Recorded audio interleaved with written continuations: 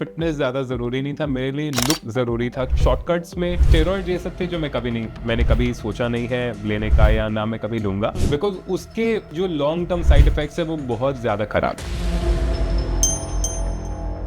GLP जो सारे weight loss drugs है, ये एक लिजर्ड के टंग से निकला था। ये लोग 25 साल से डायबिटीज के लिए ले रहे हैं। तो जो लोग यहाँ पे आके इन ड्रग्स को बोल रहे हैं कि नए drugs, it is not a new drug.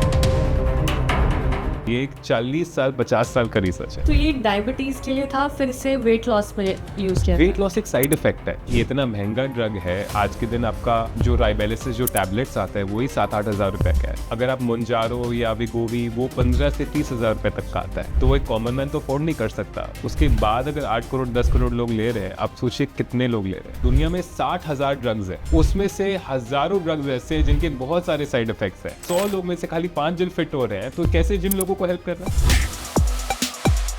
Sexual life effect होती है जो जिम करते हैं, बहुत ज़्यादा एक्सरसाइज करते हैं, तो उसको बैलेंस किस तरीके से किया जा सकता है? रेगुलरली आपका डिजायर बॉडी में रहना चाहिए, because it is also sign of blood flow. मर्द को ED होता है, इरेक्टाइल डिसफंक्शन होता है at an early age. That is a signaling for heart disease. वो एक एंडोथेलियल डिसफंक्शन बोलता है जिसके कारण आपका erection, that is the same disease as a heart disease. Young लोगों में ED का प्रॉब्लम है, उसके 3 से 5 साल के बाद लोगों को हार्ट अटैक होता है। तो जो यंग बच्चों में हार्ट अटैक हो रहा है, that can be seen if you have an ED problem at a young age. को 2-3 साल पहले अगर ED का प्रॉब्लम है तो that has becomes a cardiac risk mark. आपके ब्रेन में अगर मैं यहाँ पे एक बीच में पेन घुसा दूं एंड एकदम सेंटर ऑफ द ब्रेन में जाऊं तो पिट्यूटरी ग्लैंड होता है। उस पिट्यूटरी ग्लैंड से सारे हार्मोन्स बनते हैं बॉडी में। ऑलमोस्ट फैट स्लीप में बर्न होता है। आप जब सारे दिन में हम लोग बात कर रहे हैं, आपके ब्लड में फैटी एस्टर्स बर्न हो सकते हैं, fatty acids and fatty acids, but आपका फैट बर्न नहीं होगा। अगर आप फिटनेस करते टाइम मिजरेबल है, यू हैव फेल्ड। अगर आप अपने डाइट को डाइट बोलते हो, यू हैव फेल्ड। आप जिस दिन पार्टी कर रहे हो, आपको प्रोटीन दवाई के हिसाब से पीना है तो पीना है। आप जिस दिन पार्टी कर रहे हो, फाइबर लेना है। आप जिस दिन पार्टी कर रहे हो, वाटर लेना है। कितना भी अल्कोहल ले रहे हो, थेरेपिस्ट के पास जाने का क्या जरूरत है, जिम कर लो। 80 to 90% जो बहुत स्ट्रॉन्ग बॉडी बिल्डिंग करते हैं वो 3 टाइप के हार्मोन लेते हैं। वो टेस्टोस्टेरोन लेते हैं, इंसुलिन लेते हैं और ग्रोथ हार्मोन लेते हैं। साइड इफेक्ट इज कि आपका हार्ट बड़ा हो जाता है, आपको हार्ट अटैक्स होते हैं। परफॉर्मेंस प्रेशर की बात करें तो उसको कैसे टैकल किया जाता है, क्योंकि वो इतना एक बड़ी इशू बन गया है। सेक्स को नॉर्मलाइज करना बहुत जरूरी है। एंड सेकंड चीज इज कि आई विश कि इंटिमेसी कोचेस भी आए व्हिच कैन हेल्प यंगस्टर्स। 5 साल तक तो मतलब it is a big factor कि आप 5 साल तक कुछ फील नहीं कर पा रहे हैं, फिर वही एक्स्ट्रा मैरिटल अफेयर। अगर आपको सेक्सुअल लिबिडो बढ़ाना है तो दोनों पार्टनर का बढ़ाएं। हस्बैंड इंटरेस्टेड है, वाइफ इंटरेस्टेड नहीं है। वाइफ इंटरेस्टेड नहीं है तो क्या हुआ, हस्बैंड का भी इंटरेस्ट चला गया। Age is the biggest risk factor in prostate cancer. 90% of men die with prostate cancer. आप अपने बेस्ट फ्रेंड को बोल सकते हो आई लव यू दिन में 3-4 बार and with love.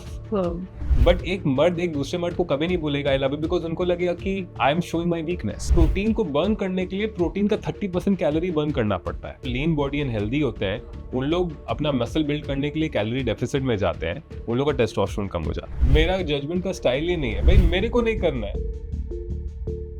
Hi, my name is Anant Agarwal. I'm a clinical research scientist and health consultant, and you're watching me on Fit Tak.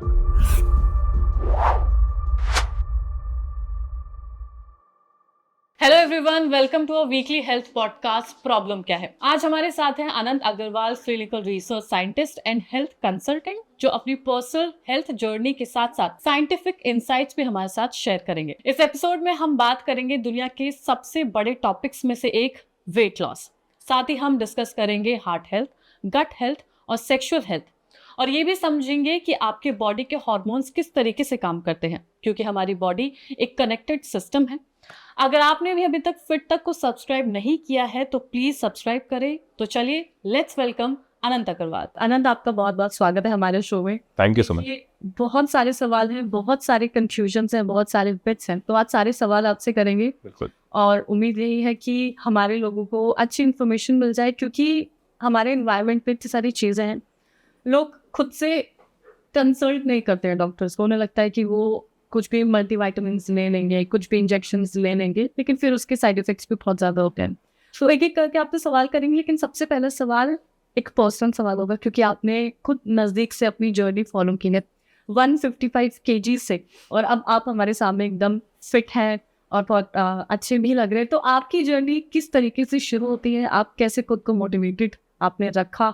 Discipline क्योंकि इसमें बहुत ज़्यादा ज़रूरी होता है। क्या कुछ आपने इनटेक किया? सब कुछ आप एक बार अगर मैं आपको सच बताऊं तो मैं 155 केजीज के पहले भी बहुत मोटा था। मतलब 155 केजीज के आने के पहले तक भी मैं हमेशा स्कूल में मोटा था। मैं आपको ऑनेस्टली अगर बताऊं तो मैं क्लास 10-11 में भी मैंने वीएलसीसी ज्वाइन किया था।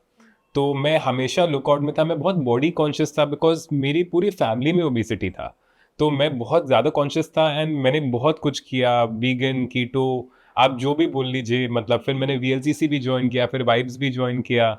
उसके बाद में कॉलेज जाके मैं 12 घंटा पढ़ता था, तो वहाँ खाते खाते मेरा 155 केजीज भी हो गया था। बट जिस दिन मैंने 155 केजीज देखा, उस दिन मैं अपने मेंटर से मिला था, जो मेरे फिटनेस मेंटर मैं जिनको मानता हूँ। एंड उस दिन मैंने डिसाइड किया था कि मैं कभी इतना मोटा नहीं रहूँगा। And that's how my journey started. मतलब कि मैंने वहाँ से बस डिसाइड किया था कि कुछ भी करना है, कम खाना है, सब चीज़ ट्राई करना है। लेकिन बस वहाँ से मेरी एक एजुकेशन जर्नी भी स्टार्ट हुई कि मैं अपने आप को खुद को एजुकेट करूं। ऑल्दो मैं बायोमेडिकल साइंटिस्ट हूं बाय डिग्री, मैंने हमेशा रिसर्च एंड ड्रग्स के बारे में पढ़ा। ये जो एक पूरा एस्पेक्ट था personal health and preventive health के बारे में, जिसमें कॉलेजेस में बहुत पढ़ाया नहीं जाता है, उसमें भी मैंने खुद छलांग मार के I started my own journey. तो इस पूरी जर्नी में खुद को ये समझाना कि नहीं यार, अभी ये नहीं खाना है, मैं दोस्तों के साथ जा रहा हूँ, मुझे अभी जंक फूड नहीं खाना है, उस डिसिप्लिन को आप कैसे फॉलो करते हैं? ऑनेस्टली मुझे खुद नहीं पता। मतलब ऐसा होता है ना कि आप स्टार्ट करते हैं, आपको थोड़ा सा रिजल्ट्स मिलता है, तो आप उसको जस्ट फॉलो करते जाते हो। आई थिंक मोटिवेशन एक अंदर से आता है। मेरे एक बहुत बड़े मेंटर एंड्रू ह्यूगरमैन, जो बहुत बड़े साइंटिस्ट हैं ग्लोबली, और उनका बहुत बड़ा पॉडकास्ट भी है, वो भी कहते हैं कि आप जो मोटिवेशन है वो सिर्फ इंटरनल से आप निकाल सकते हैं। मतलब इंटरनली आप अपने आप को मोटिवेट कर सकते हैं, एक्सटर्नल फैक्टर भी इन्वॉल्व है। लेकिन आई थिंक मेरे लिए इनिशियली ऑनेस्टली फिटनेस ज़्यादा ज़रूरी नहीं था, मेरे लिए लुक ज़रूरी था। कि मुझे लगता था कि भाई कपड़ों में अच्छा लगना चाहिए। सही बात है। And that is the honest truth कि मेरे माइंड में ऐसा नहीं था कि मेरे को फिट होना है। अभी अलग व्यू पॉइंट है, बट पहले खाली फिटनेस के बारे में, पहले खाली लुक के बारे में था। तो बस इनिशियली ऑनेस्टली फिटनेस ज़्यादा ज़रूरी नहीं था, मेरे लिए लुक ज़रूरी था। कि मुझे लगता था कि भाई कपड़ों में अच्छा लगना चाहिए। सही बात है। And that is the honest truth कि मेरे माइंड में ऐसा नहीं था कि मेरे को फिट होना है। अभी अलग व्यू पॉइंट है, बट पहले खाली फिटनेस के बारे में, पहले खाली लुक के बारे में था। तो बस वही मैं फॉलो करते गया। आई विश मेरे पास शॉर्टकट्स होते, बिकॉज मेरे टाइम पे उतने शॉर्टकट्स नहीं थे। बिकॉज ये शॉर्टकट सेफ है आपके हिसाब से, ले सकते हैं? यस, कुछ कुछ शॉर्टकट सेफ है। मतलब डिपेंड करता है कि आप किस तरह से यूज कर रहे हैं और कौन यूज कर रहा है। एंड देखिए, शॉर्टकट्स में आप ज्यादातर ड्रग्स की बात कर सकते हैं, जो ओजेम्पिक है, GLP-1 एंड मुंजारो, जो अभी मार्केट में बहुत पॉपुलर है। वो आज के दिन 2-3 साल में वेट लॉस के लिए आए हैं। उससे पहले शॉर्टकट्स में स्टेरॉइड ये सब थे, जो मैंने कभी सोचा नहीं है लेने का, या ना मैं कभी लूंगा। बिकॉज उसके जो लॉन्ग टर्म साइड इफेक्ट्स है वो बहुत ज्यादा खराब है। मतलब चाहे वो हार्ट अटैक्स हो, चाहे वो आपके बॉडी में इनलार्जमेंट हो, या आपका पूरा हार्मोनल इम्बैलेंस हो जाए। जो स्टेरॉइड्स है, जो टेस्टोस्टेरोन बेस्ड स्टेरॉइड्स लोग बॉडी बिल्डिंग में यूज करते हैं, एनाबॉलिक स्टेरॉइड्स उनको बोलते हैं, जो बहुत हाई यूज में करते हैं। लाइक बॉडी बिल्डर्स आपका growth hormone, insulin and testosterone, ये सब हार्मोन्स यूज करते हैं अपनी बॉडी बढ़ाने के लिए, जो I think is dangerous long term में। बट मैंने पहले तो शॉर्टकट्स कभी यूज नहीं किया। बट ये जो करंट मेडिसिन आए हैं, हम लोग ने भी उनके ऊपर बहुत रिसर्च किया है, उनके ऊपर बहुत स्टडी किया है।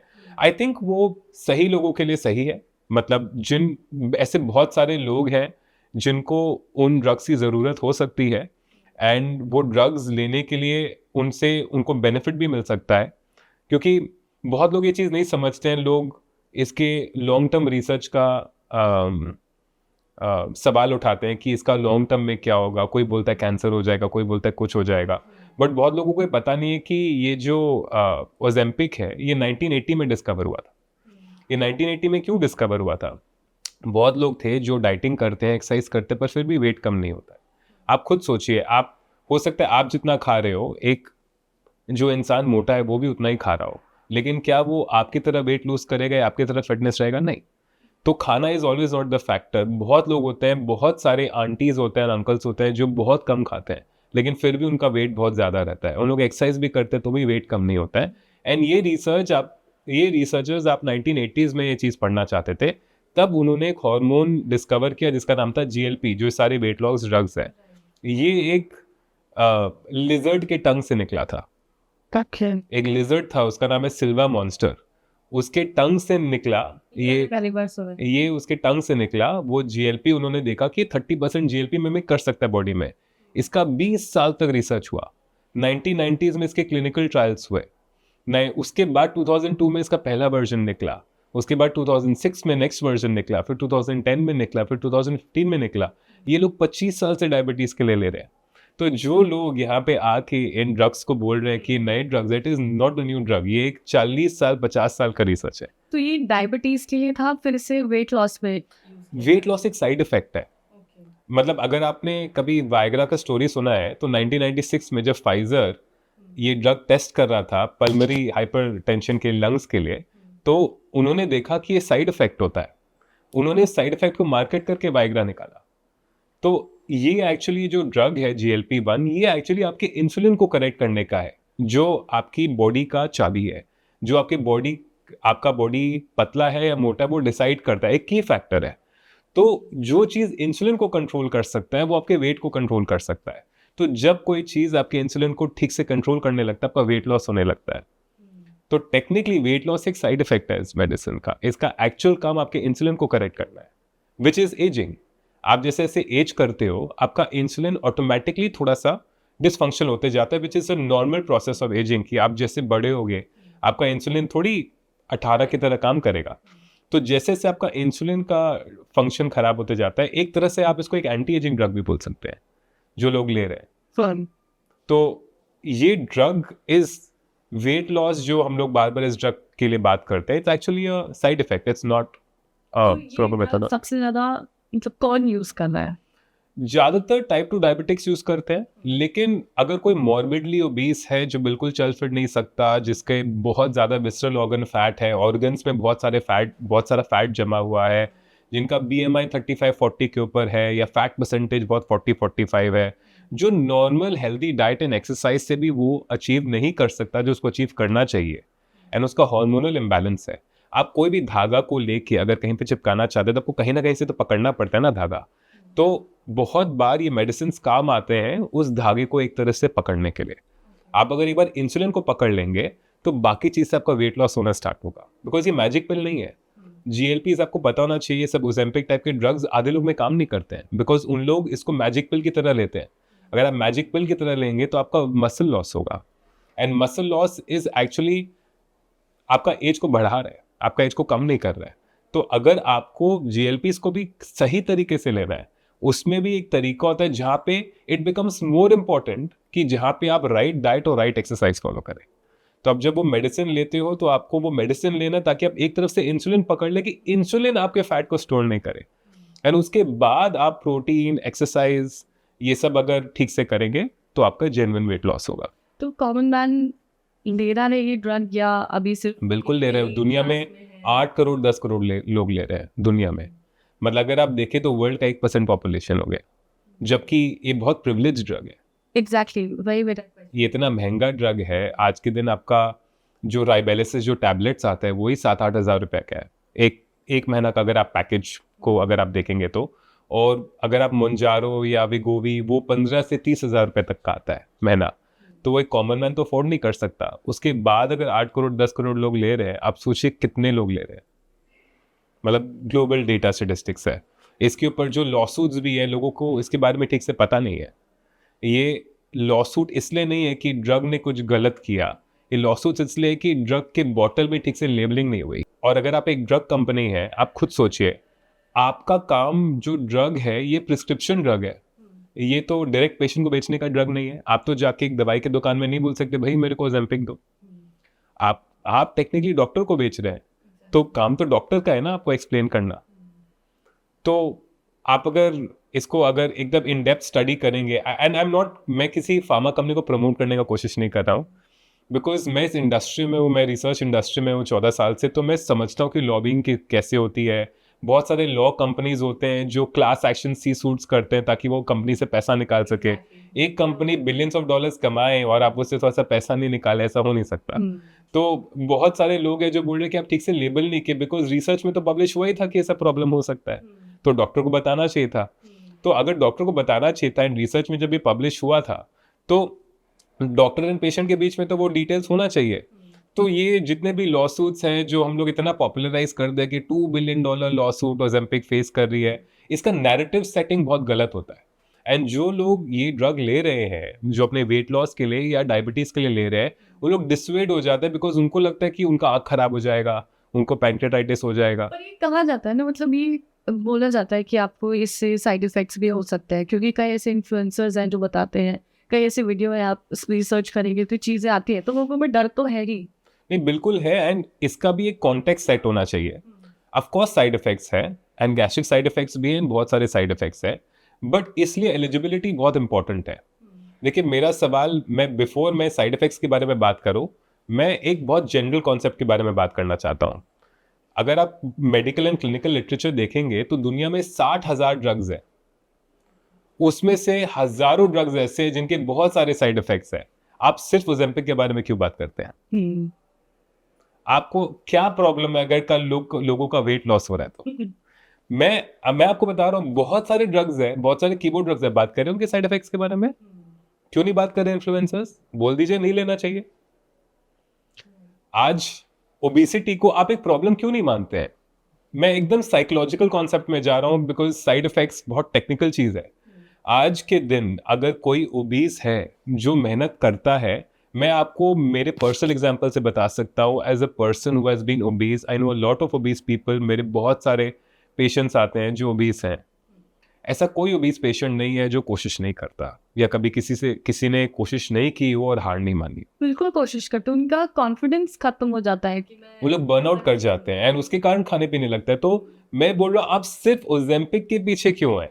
मेरा सबसे पहला सवाल ये है। आप और हजारों ड्रग है, हजारों डिजीज के लिए, आप ब्लड प्रेशर के लिए क्यों नहीं बोलते? आप थायराइड के लिए क्यों नहीं बोलते? थायराइड के लिए अगर मेरे को थायराइड को हार्मोन लेना है तो ठीक है, बट डायबिटीज के लिए एंड वेट लॉस के लिए अगर मेरे को इंसुलिन कंट्रोल करना है तो वो ठीक नहीं है। हर चीज का सही तरीका होता है लेने का। साइड इफेक्ट प्रोफाइल हर चीज का होता है। हम लोग सिर्फ इसी के साइड इफेक्ट के बारे में क्यों बात करते हैं? आंख का प्रॉब्लम होना 1961 से इंसुलिन से हो सकता है। It has been a known fact. मतलब आज जो आप बोलते हैं आंख 6 जन का ब्लाइंडनेस हुआ जिनका एवरेज एज 66 था, जिनका कैपिलरीज ऑलरेडी वीक था। How does that impact the whole population? मैं बोल रहा हूं कि आप एक जिम में जाइए, आप जिम को कमोडिटाइज कर दीजिए। आप आई एम श्योर आप जिम गए होंगे। आप मेरे को बताइए, अगर 100 लोग जिम में जाते हैं तो कितने आपको फिट लोग मिलते हैं वहां पे? 1-2%। मैं बोलता हूँ चलिए 10% बोल लीजिए, ठीक है। अगर मैं आपको एक ड्रग का स्टेटिस्टिक्स दूं कि 10% इफेक्टिव है, 90% लोगों में इफेक्टिव है, नहीं है, आप क्या करेंगे वो चीज? यहां पे अगर मैं बोलता हूं कि यहां पे 75 to 80% एफिकेसी है एक ड्रग का, बट 20-25% है जिनको हम लोग को धीरे धीरे टाइट्रेट करना पड़ता है या साइड इफेक्ट्स होता है तो हटाना पड़ता है। तो आप वो नहीं करना चाहते। ऑल्दो मैं एकदम क्लियरली स्टेट करना चाहता हूं बाय द वे कि मेरे हिसाब से मूवमेंट, एक्सरसाइज और resistance training is the number 1 advice I would give to any human being on earth. मैं किसी तरह से भी उसको डिमोनाइज नहीं कर रहा, मतलब कि I don't want to set a wrong narrative in this podcast. But आप अगर कोई चीज को वैल्यू एंड स्टेटिस्टिक्स में मेजर करेंगे, आप जितने भी इन्फ्लुएंसर्स को देखेंगे उन लोग बोलेंगे ये new England journal of medicine में ये स्टडी आई है, लैंसेट स्टडी में ये आई है, ऑस्ट्रेलियन पेपर में ये आया है। भाई पेपर्स बहुत सारे बहुत जगह पब्लिश होते हैं, हर चीज के पीछे एक एजेंडा होता है। तो आप खाली पेपर्स को कोट करते रहते हैं। आप जिम को कमोडिटाइज करके बताइए कि कितना सक्सेसफुल है जिम। अगर आप बोल रहे 1-2%, मैं बोलता हूँ चलिए 5-10%, 100 लोग में से खाली 5 जन फिट हो रहे हैं, तो कैसे जिम लोगों को हेल्प कर रहा है? क्या जिम करना बंद कर दे? पूरा आधा ऑर्थोपेडिक इंडस्ट्री आपका जिम के ऊपर है। फिजियोथेरेपी तो बंद ही हो जाएगा था अगर लोग जिम नहीं जाएंगे। अगर लोग खाली वॉक कर रहे हैं, बेसिक योगा वोगा कर ले तो हर चीज का तो एक साइड इफेक्ट प्रोफाइल होता है। अगर आप डिटेल में जाना चाहें तो मैं ओजेम्पिक के डिटेल में साइड इफेक्ट्स के बारे में भी बात कर सकता हूँ। हाँ प्लीज। तो आपका जो GLP-1 होता है वो एक हार्मोन होता है, एक प्रोटीन हार्मोन होता है। एक नेचुरल। हाँ, नहीं तो जैसे क्या होता है, बॉडी में जो हार्मोन्स होते हैं वो केमिकल मैसेंजर्स हैं जो आपके ब्रेन से प्रोड्यूस होते हैं, जो आपके ऑर्गन्स को बोलते हैं क्या करने। तो जैसे आपके ब्रेन में अगर मैं यहाँ पे एक बीच में पेन घुसा दूं एंड एकदम सेंटर ऑफ द ब्रेन में जाऊं, तो पिट्यूटरी ग्लैंड होता है। उस पिट्यूटरी ग्लैंड से सारे हार्मोन्स बनते हैं बॉडी में ऑलमोस्ट। तो वो आपके ब्रेन के बीच में से थायराइड आता है, आपके थायराइड को यहाँ पे बोलता है कि थायराइड हार्मोन बना। वो आपके जाके हर ऑर्गन में जाके बताता है कि किसको क्या करना है। तो वो एक केमिकल मैसेंजर होता है।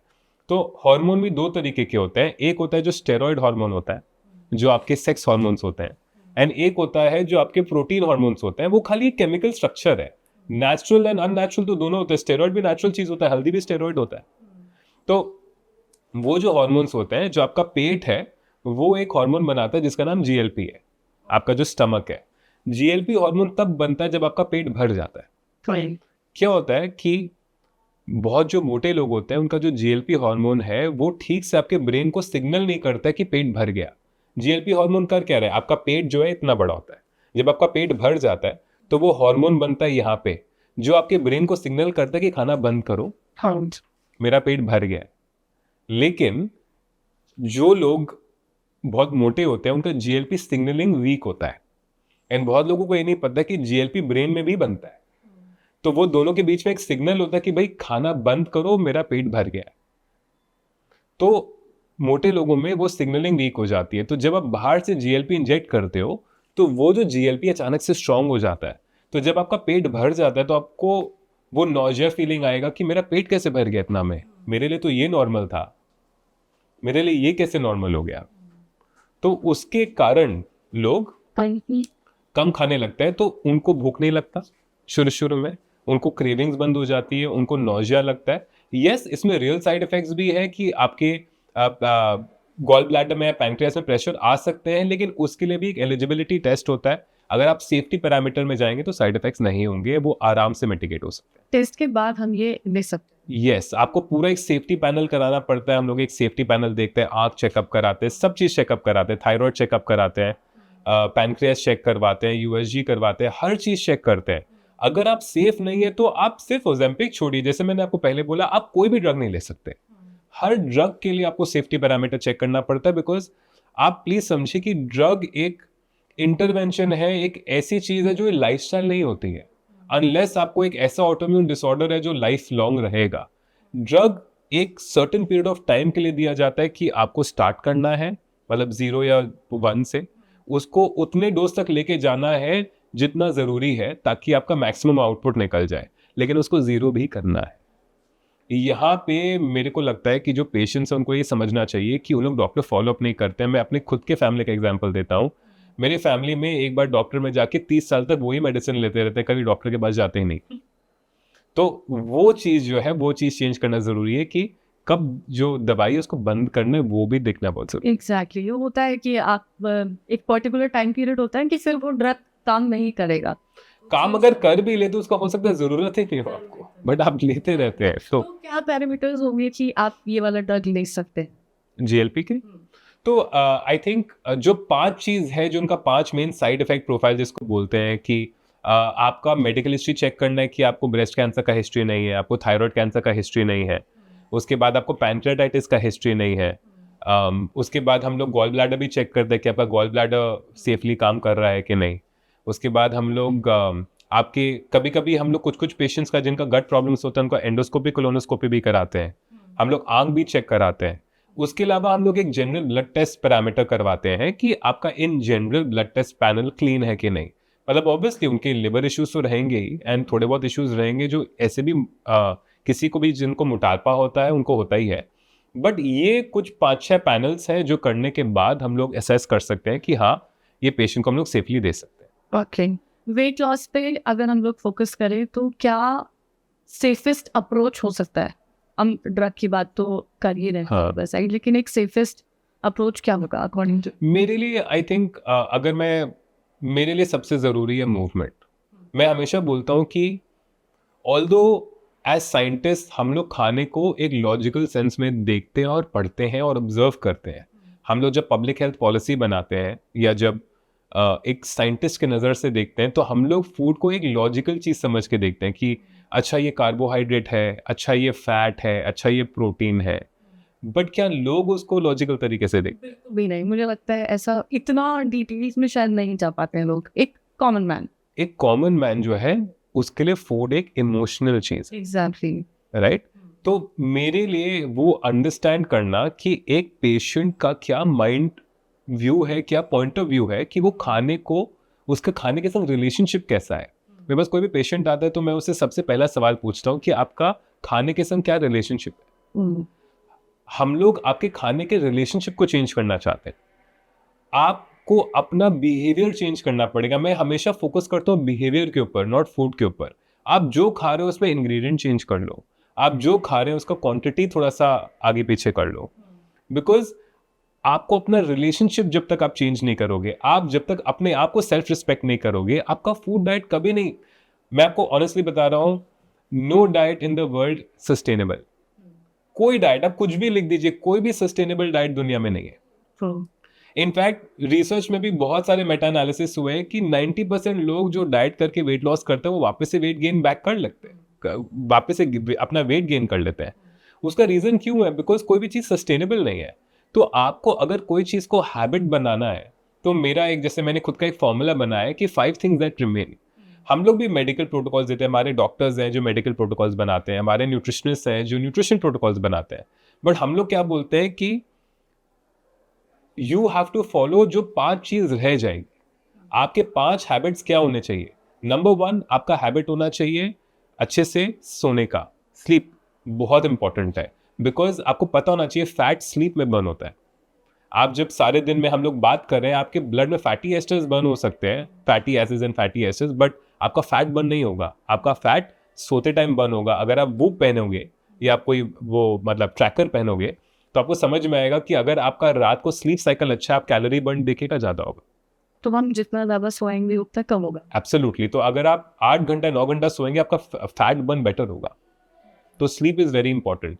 Second is water. आप अपने आप को हाइड्रेट कैसे कर रहे हो और उसके संग सॉल्ट बैलेंस कैसा है, जो लोग भूल जाते हैं।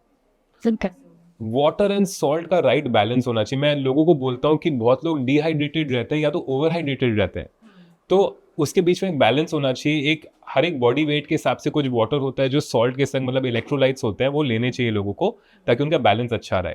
Third is fibre.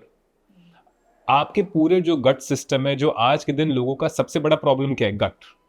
मैं उसके बाद अभी एक बुक लिख सकता हूँ, बट गट सबसे बड़ा प्रॉब्लम है। तो गट के लिए एक NIH, एक US में एक बहुत बड़ी ऑर्गेनाइजेशन है जिनका एक the national gut microbiome project हुआ था। मैं उसके बारे में बेसिक डिटेल्स में नहीं जाऊंगा, बट मैं आपको इतना बोलूंगा कि द वन थिंग जो ग्लोबली कंसेंसस है कि फाइबर आपके शरीर के लिए अच्छा है। तो इसलिए मैं एकदम रूट निकाल के आपको बता रहा हूं कि after sleep and water and salt आपका आता है फाइबर। फाइबर के बाद आपका नेक्स्ट आता है प्रोटीन। प्रोटीन जो है, आपको भी पता है, हम लोग ने बहुत पॉडकास्ट सुने हैं, बहुत इन्फ्लुएंसर्स को सुने हैं, and that is a no brainer कि आप विदाउट प्रोटीन अपना मसल्स, अपना बोन्स, अपना कनेक्टिव टिश्यू नहीं बना सकते। तो प्रोटीन, इनफैक्ट अगर आप मेरी पर्सनल ओपिनियन के हिसाब से अगर मैं बोलूँ तो मेरे हिसाब से 1 नहीं 2 ग्राम पर केजी बॉडी मास में होना चाहिए। मतलब कि अगर आपका आइडियल बॉडी वेट 60 kgs है तो आपको 100-120 ग्राम लेना चाहिए। बट आई थिंक रिलेटिवली धीरे धीरे टाइटर करने से आपको हाई प्रोटीन जरूर चाहिए, तो उसका आपको आदत बनाना जरूरी है। एंड फिफ्थ, जो मेरे लिए बहुत इंपॉर्टेंट है, जो कोई बात नहीं करता जिसके बारे में, जो मेरे हिसाब से हेल्थ का बिगेस्ट मार्कर है, हेल्थ का सबसे बड़ा बिगेस्ट मार्कर है, that is purpose and Joy. अगर आप फिटनेस करते टाइम मिजरेबल है, यू हैव फेल्ड। अगर आप अपने डाइट को डाइट बोलते हो, यू हैव फेल्ड। अगर आप बोलते हो कि I have to do it, then you have failed. Virat Kohli का एक वो डायलॉग है ना, pressure is privilege. Right. You get to do something, not you have to do something. ये सीखना बहुत जरूरी है। तो आपको अपने पर्पस एंड जॉय को नहीं भूलना है। आपके लिए हेल्थ एक टूल होना चाहिए, आपके लिए हेल्थ एक मिजरी नहीं होना चाहिए। बिकॉज मेरे एक फेवरेट कॉमेडियन है, उनका नाम जिमी कार है, उनकी एक लाइन है एक पॉडकास्ट में, एंड वो हेल्थ इंडस्ट्री में बहुत सूट करती है। हम लोग बार बार परस्यूट ऑफ हैप्पीनेस के बारे में बात करते हैं, करेक्ट? अगर आप हेल्थ में देखें, आपका परस्यूट डेथ है। जब आप पैदा होते हो, एक ही चीज अनिवार्य है कि डेथ होगा। Everything else is a probability spectrum, right? आपको कुछ नहीं पता क्या होगा। सो परस्यूट इज फॉर डेथ। आप उसको डिग्निफाइड वे में लेना चाहते हैं, तो it is not the pursuit of happiness, it is the happiness of the pursuit. वो हैप्पीनेस ऑफ द परस्यूट कहां से आएगा? नॉट फ्रॉम द जर्नी और from the destination, it is from the people you surround your self with. सो आप जब तक Joy, purpose, relationships नहीं build करोगे, आप कितना भी अच्छा खा लो, आप कितना भी अच्छा एक्सरसाइज कर लो, हर चीज बिहेवियर से आएगा, हर चीज। तो ये 5 चीज है जो मैं Joy and purpose, fibre, water, protein, movement, अगर आप ये 5 चीज रह गया, आप you will have bad days, you will go on trips, you will go in parties, आप सब करेंगे लाइफ में। लेकिन मैं अपने पेशेंट्स को बोलता हूँ ये 5 चीज उस दिन भी करना है। आप जिस दिन पार्टी कर रहे हो, आपको प्रोटीन दवाई के हिसाब से पीना है तो पीना है।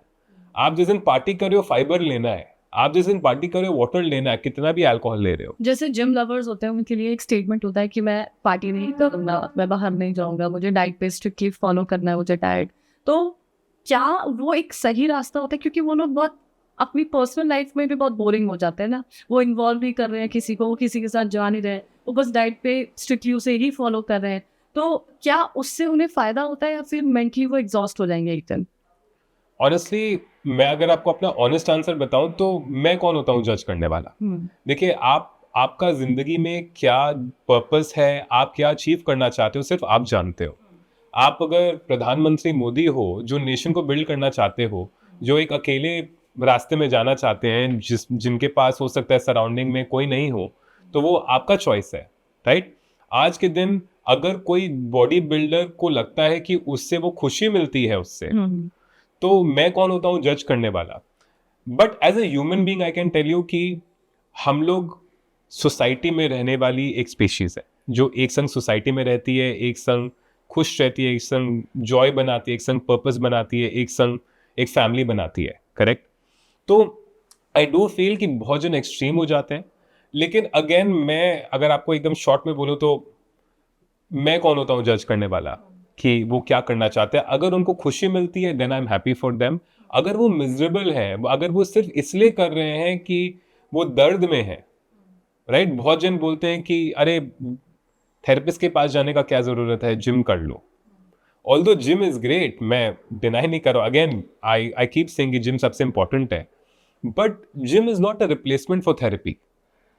अगर आप कोई ऐसे मेंटल हेल्थ इश्यूज से आप गुजर रहे हैं जिसके कारण आपको लगता है आप जिम से ठीक हो जाओगे, तो बहुत लोग कहते हैं ना कि time heals everything. I would say कि action and time heals everything. आप अगर टाइम खाली देते रहोगे और कुछ नहीं करोगे, तो अगेन आप जिन लोगों के बारे में बात कर रहे हैं, आई फील कि अगर वो खुश है तो मेरे को कोई प्रॉब्लम नहीं है, लेकिन अगर वो मिजरी में है तो कई केसेस हमने ऐसे भी देखे हैं कि जो प्रॉपर बॉडी बिल्डर्स हैं, जिनकी बॉडी हम आम लोगों से बहुत अलग दिखती है, लेकिन उनके केसेस में हमने देखा है कि हार्ट अटैक के इश्यूज भी बहुत ज़्यादा होते हैं। कई ऐसे केसेस हुए आए दिन मौत हो जाती है बिना कुछ किए।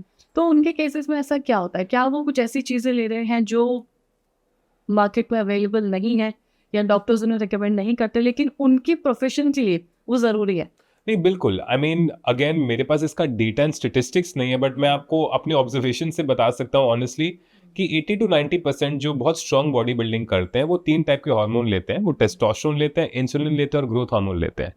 एंड इसका long term side effect is कि आपका हार्ट बड़ा हो जाता है, आपको हार्ट अटैक्स होते हैं। बहुत लोग बोलेंगे नहीं, अपने परिवार में नहीं बोलेंगे, घर में नहीं बोलेंगे, उनको लगेगा कि अरे सेफली भी लिया जा सकता है, बिकॉज बहुत सारे लोग सेफली लेते हैं साइकिल्स में और सालों सालों तक लेते हैं। अगर आप कुछ अमेरिकन इन्फ्लुएंसर्स को फॉलो करेंगे, वो 11, 15, 20 साल से ले रहे हैं। बट ये हॉर्मोन्स मिला के किसको कैसे इंपैक्ट करता है और किस एज में इंपैक्ट करता है, आपको समझ में नहीं आता। बिकॉज अगर आप एक डॉक्टर है जो PhD कर और वो ले रहे हैं, उनको जो समझ है वो एक यंग बॉय को बॉम्बे में, दिल्ली में समझ नहीं है। तो इसके कारण वो लोग सेल्फ इंजेक्ट कर लेते हैं, बिकॉज यहाँ कोई डॉक्टर देगा नहीं, और उसके कारण उनकी ये हुआ भी। जैसे अभी तो जिम बहुत नॉर्मल हो गया है। जब हम कुछ पहले समय की बात करें तो जब जिम नया नया क्रेज था लड़कों में, तो उनके पेरेंट्स मना करते थे नहीं कि तुम ये प्रोटीन नहीं लो, ये नहीं खाना है, साइड इफेक्ट्स हो सकते हैं। हालांकि उन फैमिली को नहीं पता होता कि साइड इफेक्ट्स क्या हो सकते हैं, पर वो साइड इफेक्ट्स होते हैं, उन्हें वो मना करते थे। तो क्या अब भी ऐसा ही होता है जो प्रोटीन्स लेते हैं यंगस्टर्स, तो उनको क्या आप बताना चाहेंगे कि क्या वो सोचकर प्रोटीन ले सकते हैं?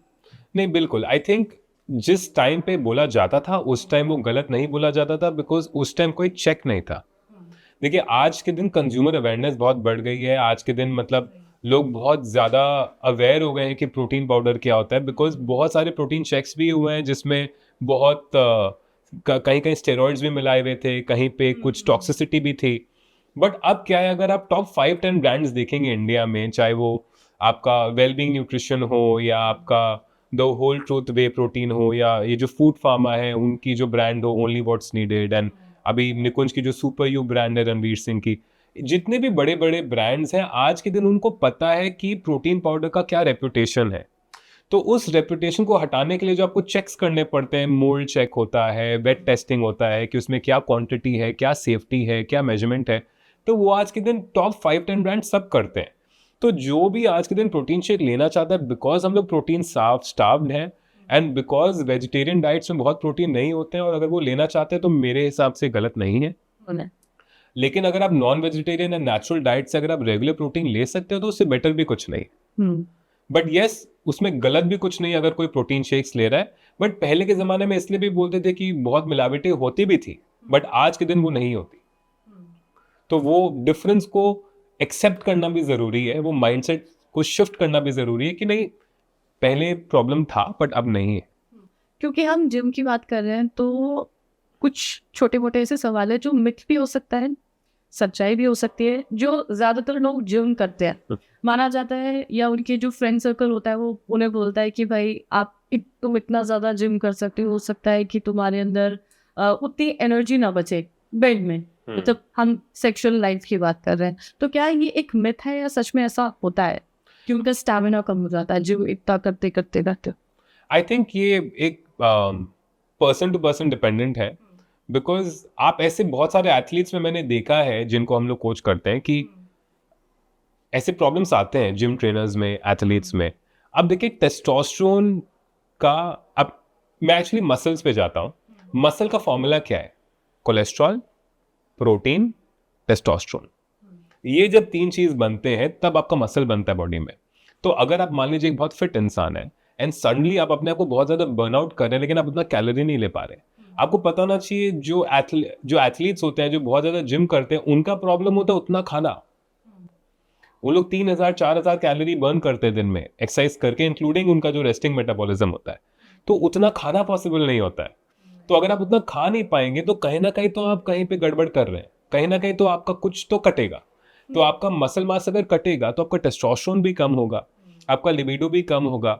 एंड बहुत लोग क्या करते हैं, ऐसे सप्लीमेंट्स लेते हैं जिससे आपका एस्ट्रोजन एंड टेस्टोस्टेरोन का वैल्यू कम हो जाता है, जो आपके सेक्सुअल लिबिडो के लिए भी, डिजायर के लिए भी इंपॉर्टेंट है। तो अगर आपको वो ही कम हो जाएगा तो हो सकता है, तो अगर आप वर्कआउट करना चाहें तो करिए, लेकिन वर्कआउट के संग रिकवरी भी उतना ही इंपॉर्टेंट है। हम लोग ने वर्कआउट करना तो सीख लिया है, लेकिन रेस्ट करना नहीं सीखा है।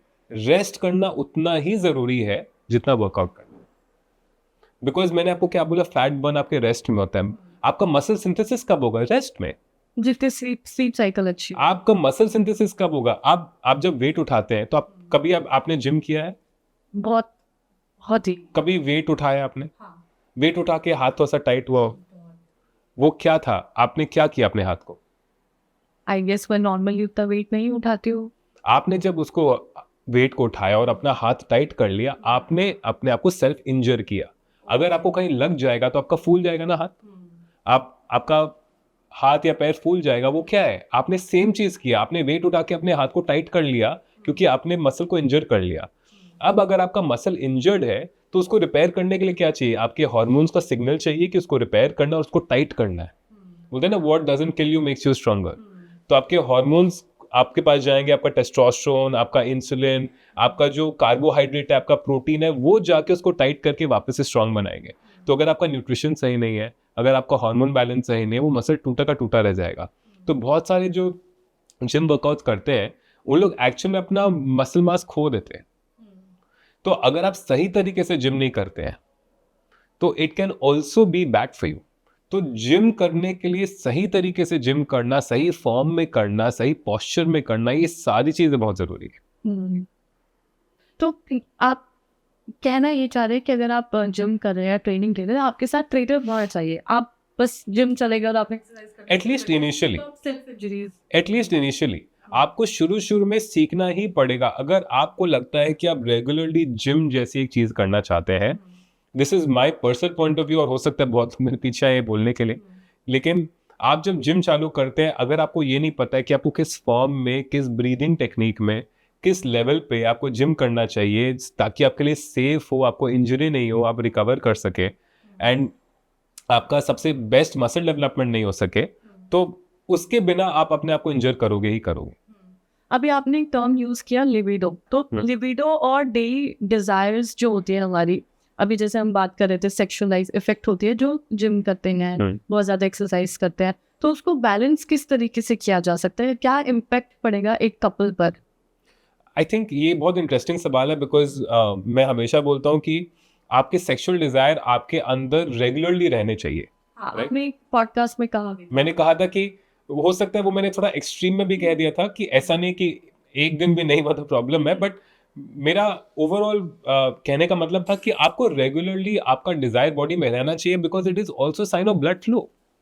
इनफैक्ट मैं आपको एक इंटरेस्टिंग स्टडी बताता हूँ कि जो मर्द को ईडी होता है, इरेक्टाइल डिसफंक्शन होता है at an early age, that is a signaling for heart disease.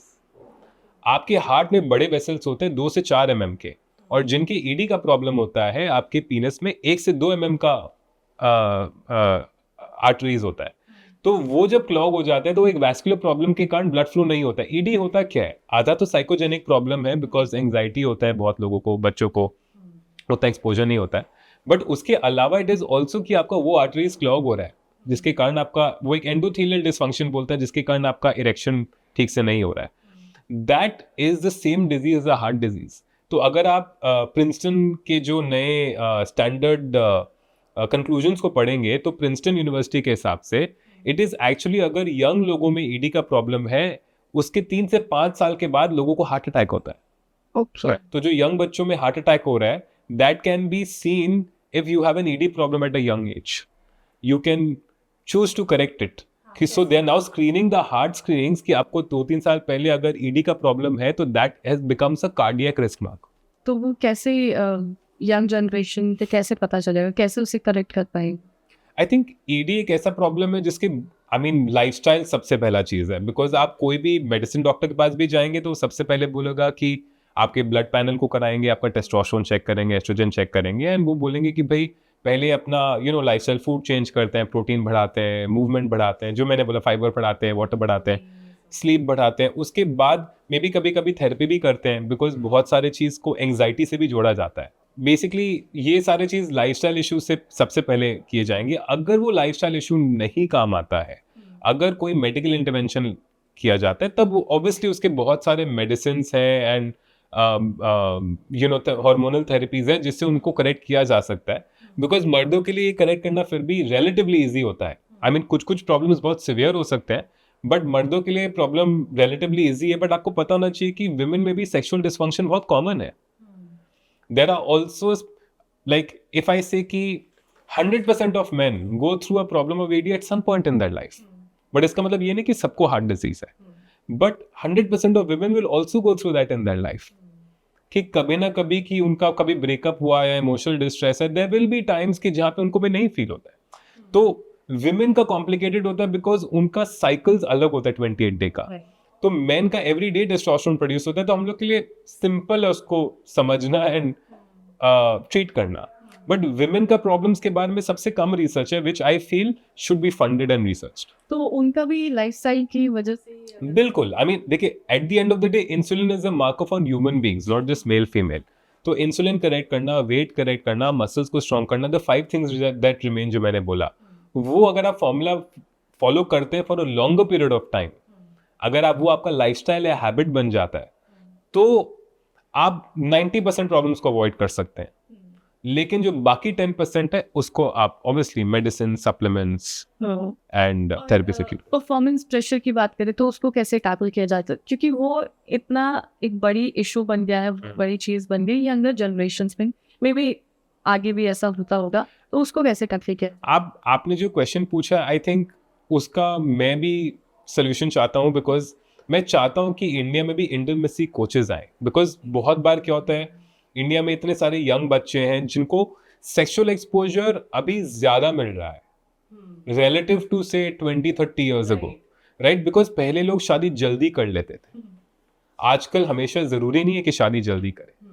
आजकल हो सकता है शादी 30-35 में करते हैं, अपना करियर में इतना ज्यादा इन्वेस्टेड रहते हैं कि हम लोग खाली वो एक 1% एलीट पॉपुलेशन के बारे में बात करते हैं जो भाई रेगुलरली भाई स्कूल कॉलेज से दे हैविंग सेक्स की, उन लोग का मतलब बहुत अच्छा वो फिल्मी Bollywood lifestyle kind of thing है। लेकिन बहुत बड़ा एक पॉपुलेशन इंडिया का वो भी है जिनके लिए सेक्सुअल प्रेशर एक बहुत ज़्यादा बड़ा प्रेशर है। I think sex education classes होने चाहिए स्कूल में, जहाँ पे सेक्स को नॉर्मलाइज करना बहुत ज़रूरी है।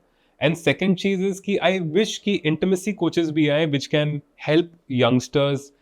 And why just youngsters, there are people जो लोग ओल्ड भी हैं जिनको मतलब एंग्जाइटी के बाद भी उनको प्रॉब्लम होती है, मतलब मेडिसिन के बाद भी उनको प्रॉब्लम होता है, इतना deep psychological fear and issue रहता है।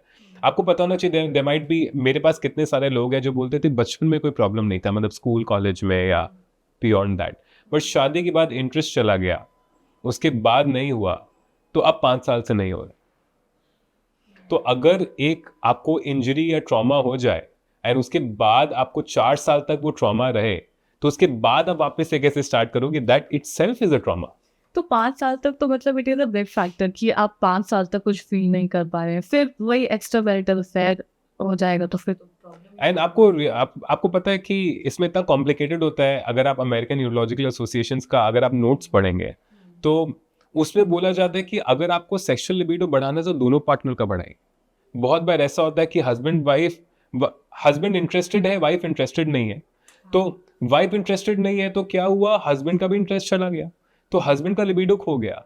अब अगर आप हस्बैंड का लिबिडो ट्रीट कर दोगे और वाइफ इंटरेस्टेड नहीं है एंड वो और कहीं नहीं जाना चाहता है, तो फिर आप क्या करोगे। तो बहुत बार अगर आप जो अमेरिकन न्यूरोलॉजिकल एसोसिएशन है उसमें जो नोट्स में लिखा जाता है कि आपको इंक्रीज करना है तो दोनों को इंक्रीज करो। तो ये होता कैसे है? तो ऑनेस्टली लाइक फीमेल्स का, जैसे मैंने बोला, रिसर्च बहुत कॉम्प्लिकेटेड है। देर आर सम ड्रग्स जो मतलब यूज करके उन लोग ट्राई कर रहे हैं हार्मोनल थेरेपीज के थ्रू। आजकल विमेन मेडिकल हार्मोनल थेरेपी बहुत कॉमनली प्रैक्टिस होने लग गया है। मेंस हार्मोनल थेरेपी जो टेस्टोस्टेरोन रिप्लेसमेंट थेरेपी है वो बहुत कॉमनली प्रैक्टिस होने लग गया है इन अ लॉट ऑफ मेल जिनका लिबिडो कम हो जाता है। तो आज के दिन आप 50 की उम्र में भी जो नेचुरल लिबिडो खो देते हैं वो भी वापस गेन कर सकते हैं जो 50-60 की उम्र में। ऑल्दो मतलब इसके बारे में पहले बहुत ज़्यादा कंट्रोवर्सी थी कि इससे प्रोस्टेट कैंसर हो जाता है या इससे ब्रेस्ट कैंसर हो जाता है विमेन को, मतलब नहीं। सो प्रोस्टेट कैंसर के बारे में मैं आपको एक बहुत इंटरेस्टिंग चीज़ बताता हूँ। Age is the biggest risk factor in prostate cancer. 90% of men die with prostate cancer. अगर आप डेथ के पास हैं तो आपको प्रोस्टेट कैंसर मर्द को होगा ही होगा। अगर आपका प्रोस्टेट है तो आपको प्रोस्टेट कैंसर तो होगा ही। आपके प्रोस्टेट में कैंसर सेल्स तो बनेंगे ही। It is the most common thing. आप जब मरोगे तो आपके प्रोस्टेट में कैंसर सेल्स निकलेंगे। तो testosterone is not a risk for prostate cancer, age is a risk for prostate cancer. लेकिन अगर आपके प्रोस्टेट कैंसर हो गया तब टेस्टोस्टेरोन उसको बढ़ा सकता है, बिकॉज टेस्टोस्टेरोन ग्रोथ फैक्टर देता है। लेकिन अगर आपका प्रोस्टेट में कैंसर नहीं है तब testosterone will not cause prostate cancer. तो प्रोस्टेट कैंसर एक ऐसी चीज है जो हर इंसान को एक ओल्डर एज में होगी। अगर आपके घर में कोई 70, 80, 90 है तो देयर इज अ 90% चांस उनको प्रोस्टेट कैंसर है।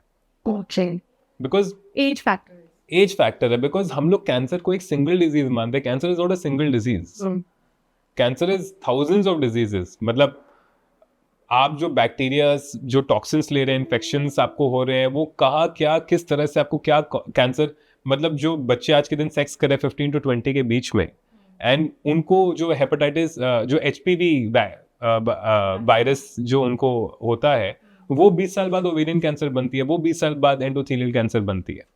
तो आज जिनको H. pylori गट में, इंडिया में 25-30% पॉपुलेशन को H. pylori बैक्टीरिया पॉजिटिव आएगा, राइट? तो वो जिनको भी स्टमक कैंसर होता है वो ज़्यादा से ज़्यादा लोग एच पाइलोरी से जाते हैं। आप देखें तो इंडिया के 95% पॉपुलेशन को एप्स्टीन बार वायरस कभी ना कभी इन्फेक्ट की है। अगर आप स्टडी करोगे, आप सबका ब्लड टेस्ट करो तो सबके एंटीबॉडीज निकलेंगे एप्स्टीन बार वायरस के।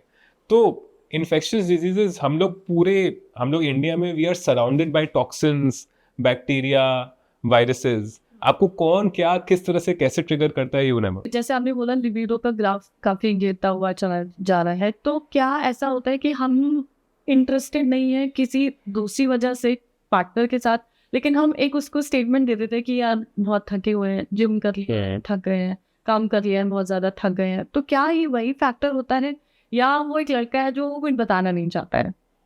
आई थिंक ज़्यादातर मर्द छुपाते हैं बिकॉज हम लोग ने एक नैरेटिव बना दिया सोसाइटी में कि यू आर लेस मैस्कुलिन अगर आपका लिबिडो स्ट्रांग नहीं है या अगर आप सेक्सुअली परफॉर्म नहीं कर सकते। बिकॉज आप अगर स्कूल कॉलेज में जाएंगे तो all the jokes are around that कि किसी का अगर इरेक्शन प्रॉब्लम है या किसी का अगर वैसा इंटरेस्ट नहीं है या कोई पॉर्न नहीं देखना चाहता है, या मेरा बोलने का मतलब है कि हम लोग ने एक स्कूल कॉलेज में एक नैरेटिव बना दिया है कि अगर आपको विमेन में उस तरह से बहुत स्ट्रॉन्ग डिजायर एंड इंटरेस्ट नहीं है तो इसका मतलब आप में प्रॉब्लम है या आप लेस मैस्कुलिन है। एंड वो नैरेटिव कुछ लोगों में बहुत ज्यादा प्रेशर डाल देता है बिकॉज एंग्जाइटी मेरे हिसाब से एक इमोशनल हैबिट है। आप कोई इवेंट में कैसे रिस्पॉन्ड करते हो वो आपका एक हैबिट होता है। तो अगर किसी को एंग्जाइटी का आदत होगा वो हर चीज में एंग्जाइटी लेगा। अगर किसी को रोने का आदत होगा वो हर चीज में रोएगा। अगर आप एक क्रायर हो तो आपको खुशी में भी आप रोओगे, आप दुख में भी रोओगे, आप एक्साइटमेंट में भी रोओगे। अगर आप तो जैसे बहुत सारे यंग एडोलेसेंट्स को या बच्चों को उनको जो एंग्जाइटी होता है परफॉर्मेंस का, बिकॉज उनको एंग्जाइटी लेने का आदत है, तो उनको वो कोचिंग देना एंड उनको एंग्जाइटी कम करना बहुत जरूरी है। अगर हम हार्मोन्स की बात करें तो एक लड़की में और एक लड़के में डिफरेंसेस होते हैं हार्मोन्स को लेकर, क्योंकि एक साइकिल होती है लड़कियों में। तो उसको लेकर आप क्या कुछ बताना चाहेंगे कि जैसे लड़कियों की एंजाइटी अलग टॉपिक्स में होती है, लड़कों की एंजाइटी एक टॉपिक आपने बता दिया, दूसरा वर्क प्रेशर भी होता है, वो भी हो गया। तो इन दोनों के जो डिफरेंसेस हैं वो जब आपस में क्लैश करते हैं तो एक बहुत बड़ा इशू बन जाता है। तो उसको लेकर आप क्या कुछ बताना चाहेंगे कि उसको नॉर्मलाइज कैसे किया जाएगा? क्योंकि एक लड़का समझने के लिए तैयार नहीं होता है, अरे यार तुम्हारा तो वही साइकिल है, रोज रोना, ये सुनाना, वो सुनाना, मैं नहीं अब झेल सकता। तो वो चीज एक नॉर्मलाइज होनी चाहिए हमारी जनरेशन में या यंगर जनरेशन में भी। आई थिंक जेनजी ऑलरेडी कर रही है, मतलब they are talking so much about anxiety. Gen Z बहुत क्यूट हो गई है इस मामले में। हाँ, मतलब जेनजी बहुत एंग्जाइटी के बारे में इतना डिस्कस कर रही है, मेंटल हेल्थ के बारे में इतना बात कर रही है।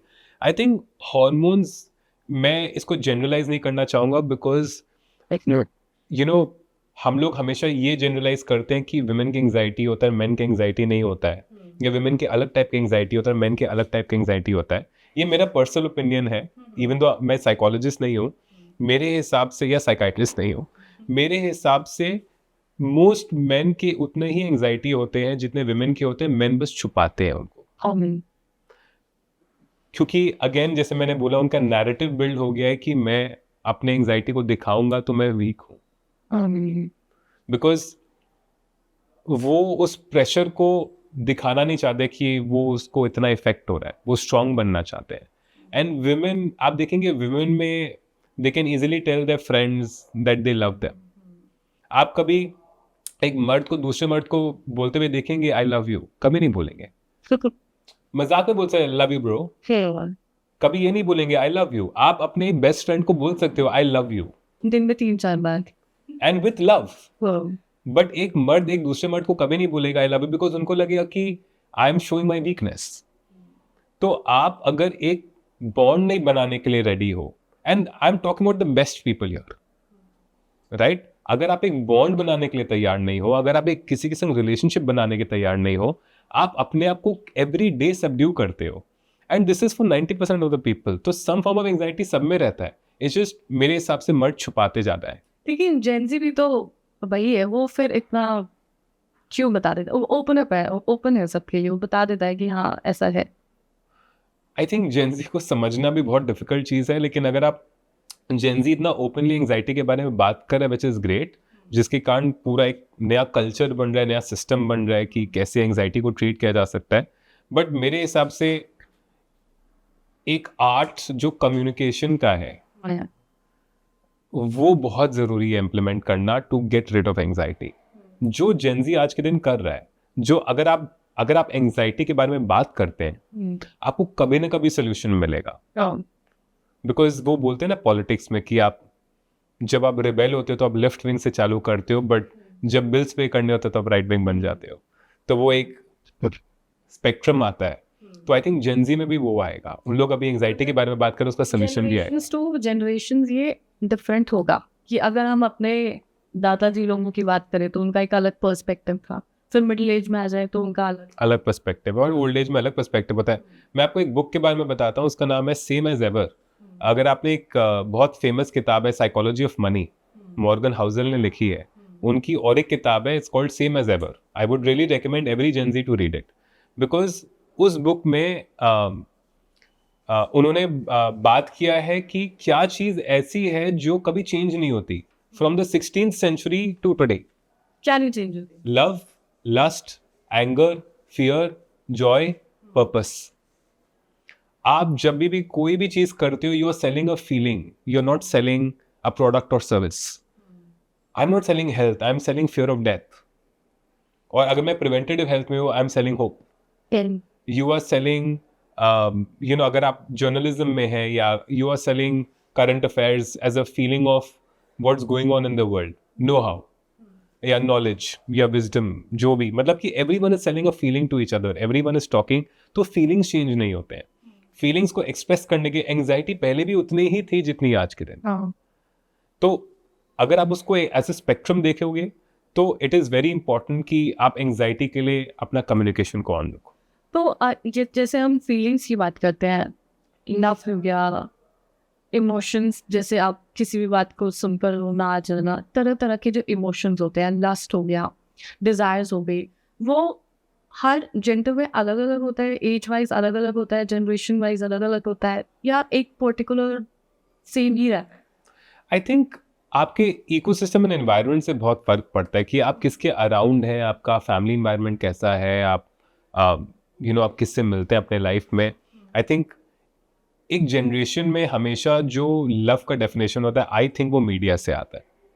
मतलब हम लोग के टाइम में DDLJ was the definition of love. Like अगर आप करंट मॉडर्न जनरेशन में देख ले तो मे बी ये जवानी है दीवानी, या रॉकी एंड रानी की प्रेम कहानी, मतलब these are the movies that define how generally Gen Z loves, और पहले के ज़माने में कैसे. आई थिंक मीडिया बहुत इंपॉर्टेंट है रोल डिफाइन करने के लिए. इनफैक्ट एक एक्ट्रेस का इंटरव्यू देख रहा था मैं, जहाँ उन्होंने कहा था कि रोम कॉम्स नहीं बनते बॉलीवुड में.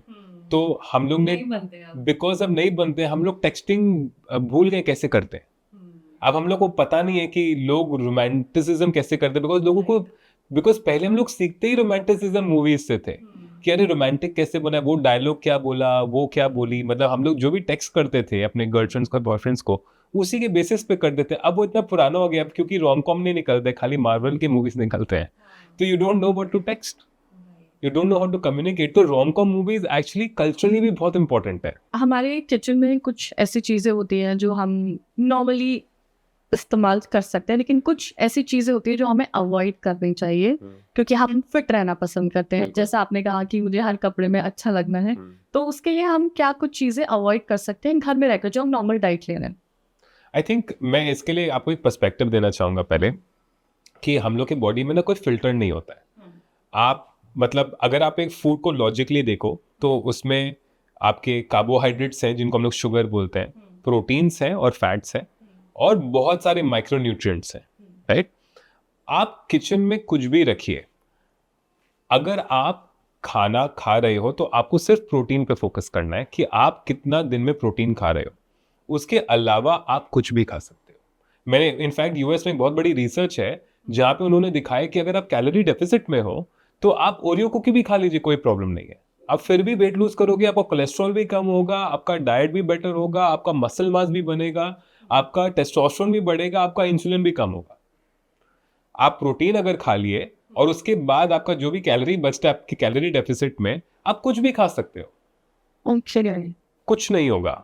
तो ये जो एक नैरेटिव है फूड का, मैं चेंज करना चाहता हूँ कि फूड नहीं, बिहेवियर को जज करिए। आप अगर प्रोटीन खाएंगे, चलिए मैं आपको और एक एग्जांपल देता हूँ। मान लीजिए आप एक बहुत अच्छे ढाबा में, यहाँ पे दिल्ली में काके दी हट्टी बहुत फेमस ढाबा है।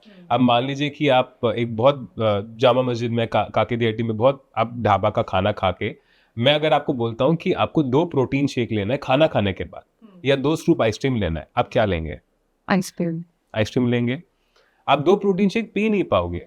अब मैं आपको साइंटिफिकली बताता हूं, दोनों में 500 कैलोरी है, तो क्यों आप 500 कैलोरी का आइसक्रीम ले सकते हैं बट 500 कैलोरी का प्रोटीन शेक नहीं ले सकते? क्योंकि प्रोटीन आपके बॉडी को सेटिएट कर देता है। आप जब अगर प्रोटीन लोगे तो आपके बॉडी में थर्मोजेनेसिस होगा। इनफैक्ट बहुत सारे ऐसे पब्लिकेशंस भी हैं जिनको मैं वेरीफाई नहीं कर सकता, बट आपको प्रोटीन को बर्न करने के लिए प्रोटीन का 30% कैलोरी बर्न करना पड़ता है। इसका मतलब है कि 500 calories from protein will actually be 350 calories, जो आपके दोस्त को आइसक्रीम से कम है। तो क्योंकि आपको सेटिएट कर देता है, आप उतना खा ही नहीं पाते हो। तो अगर आप फाइबर एंड प्रोटीन, जैसे मैंने बोला 5 थिंग्स दैट रिमेन, अगर आप प्रोटीन एंड फाइबर खाते हैं, आप किचन में कुछ भी रखिए, उसके बाद आप जो खा सकते हैं आप खाइए। पर ये तो बहुत कैलकुलेट करके खाना पड़ेगा।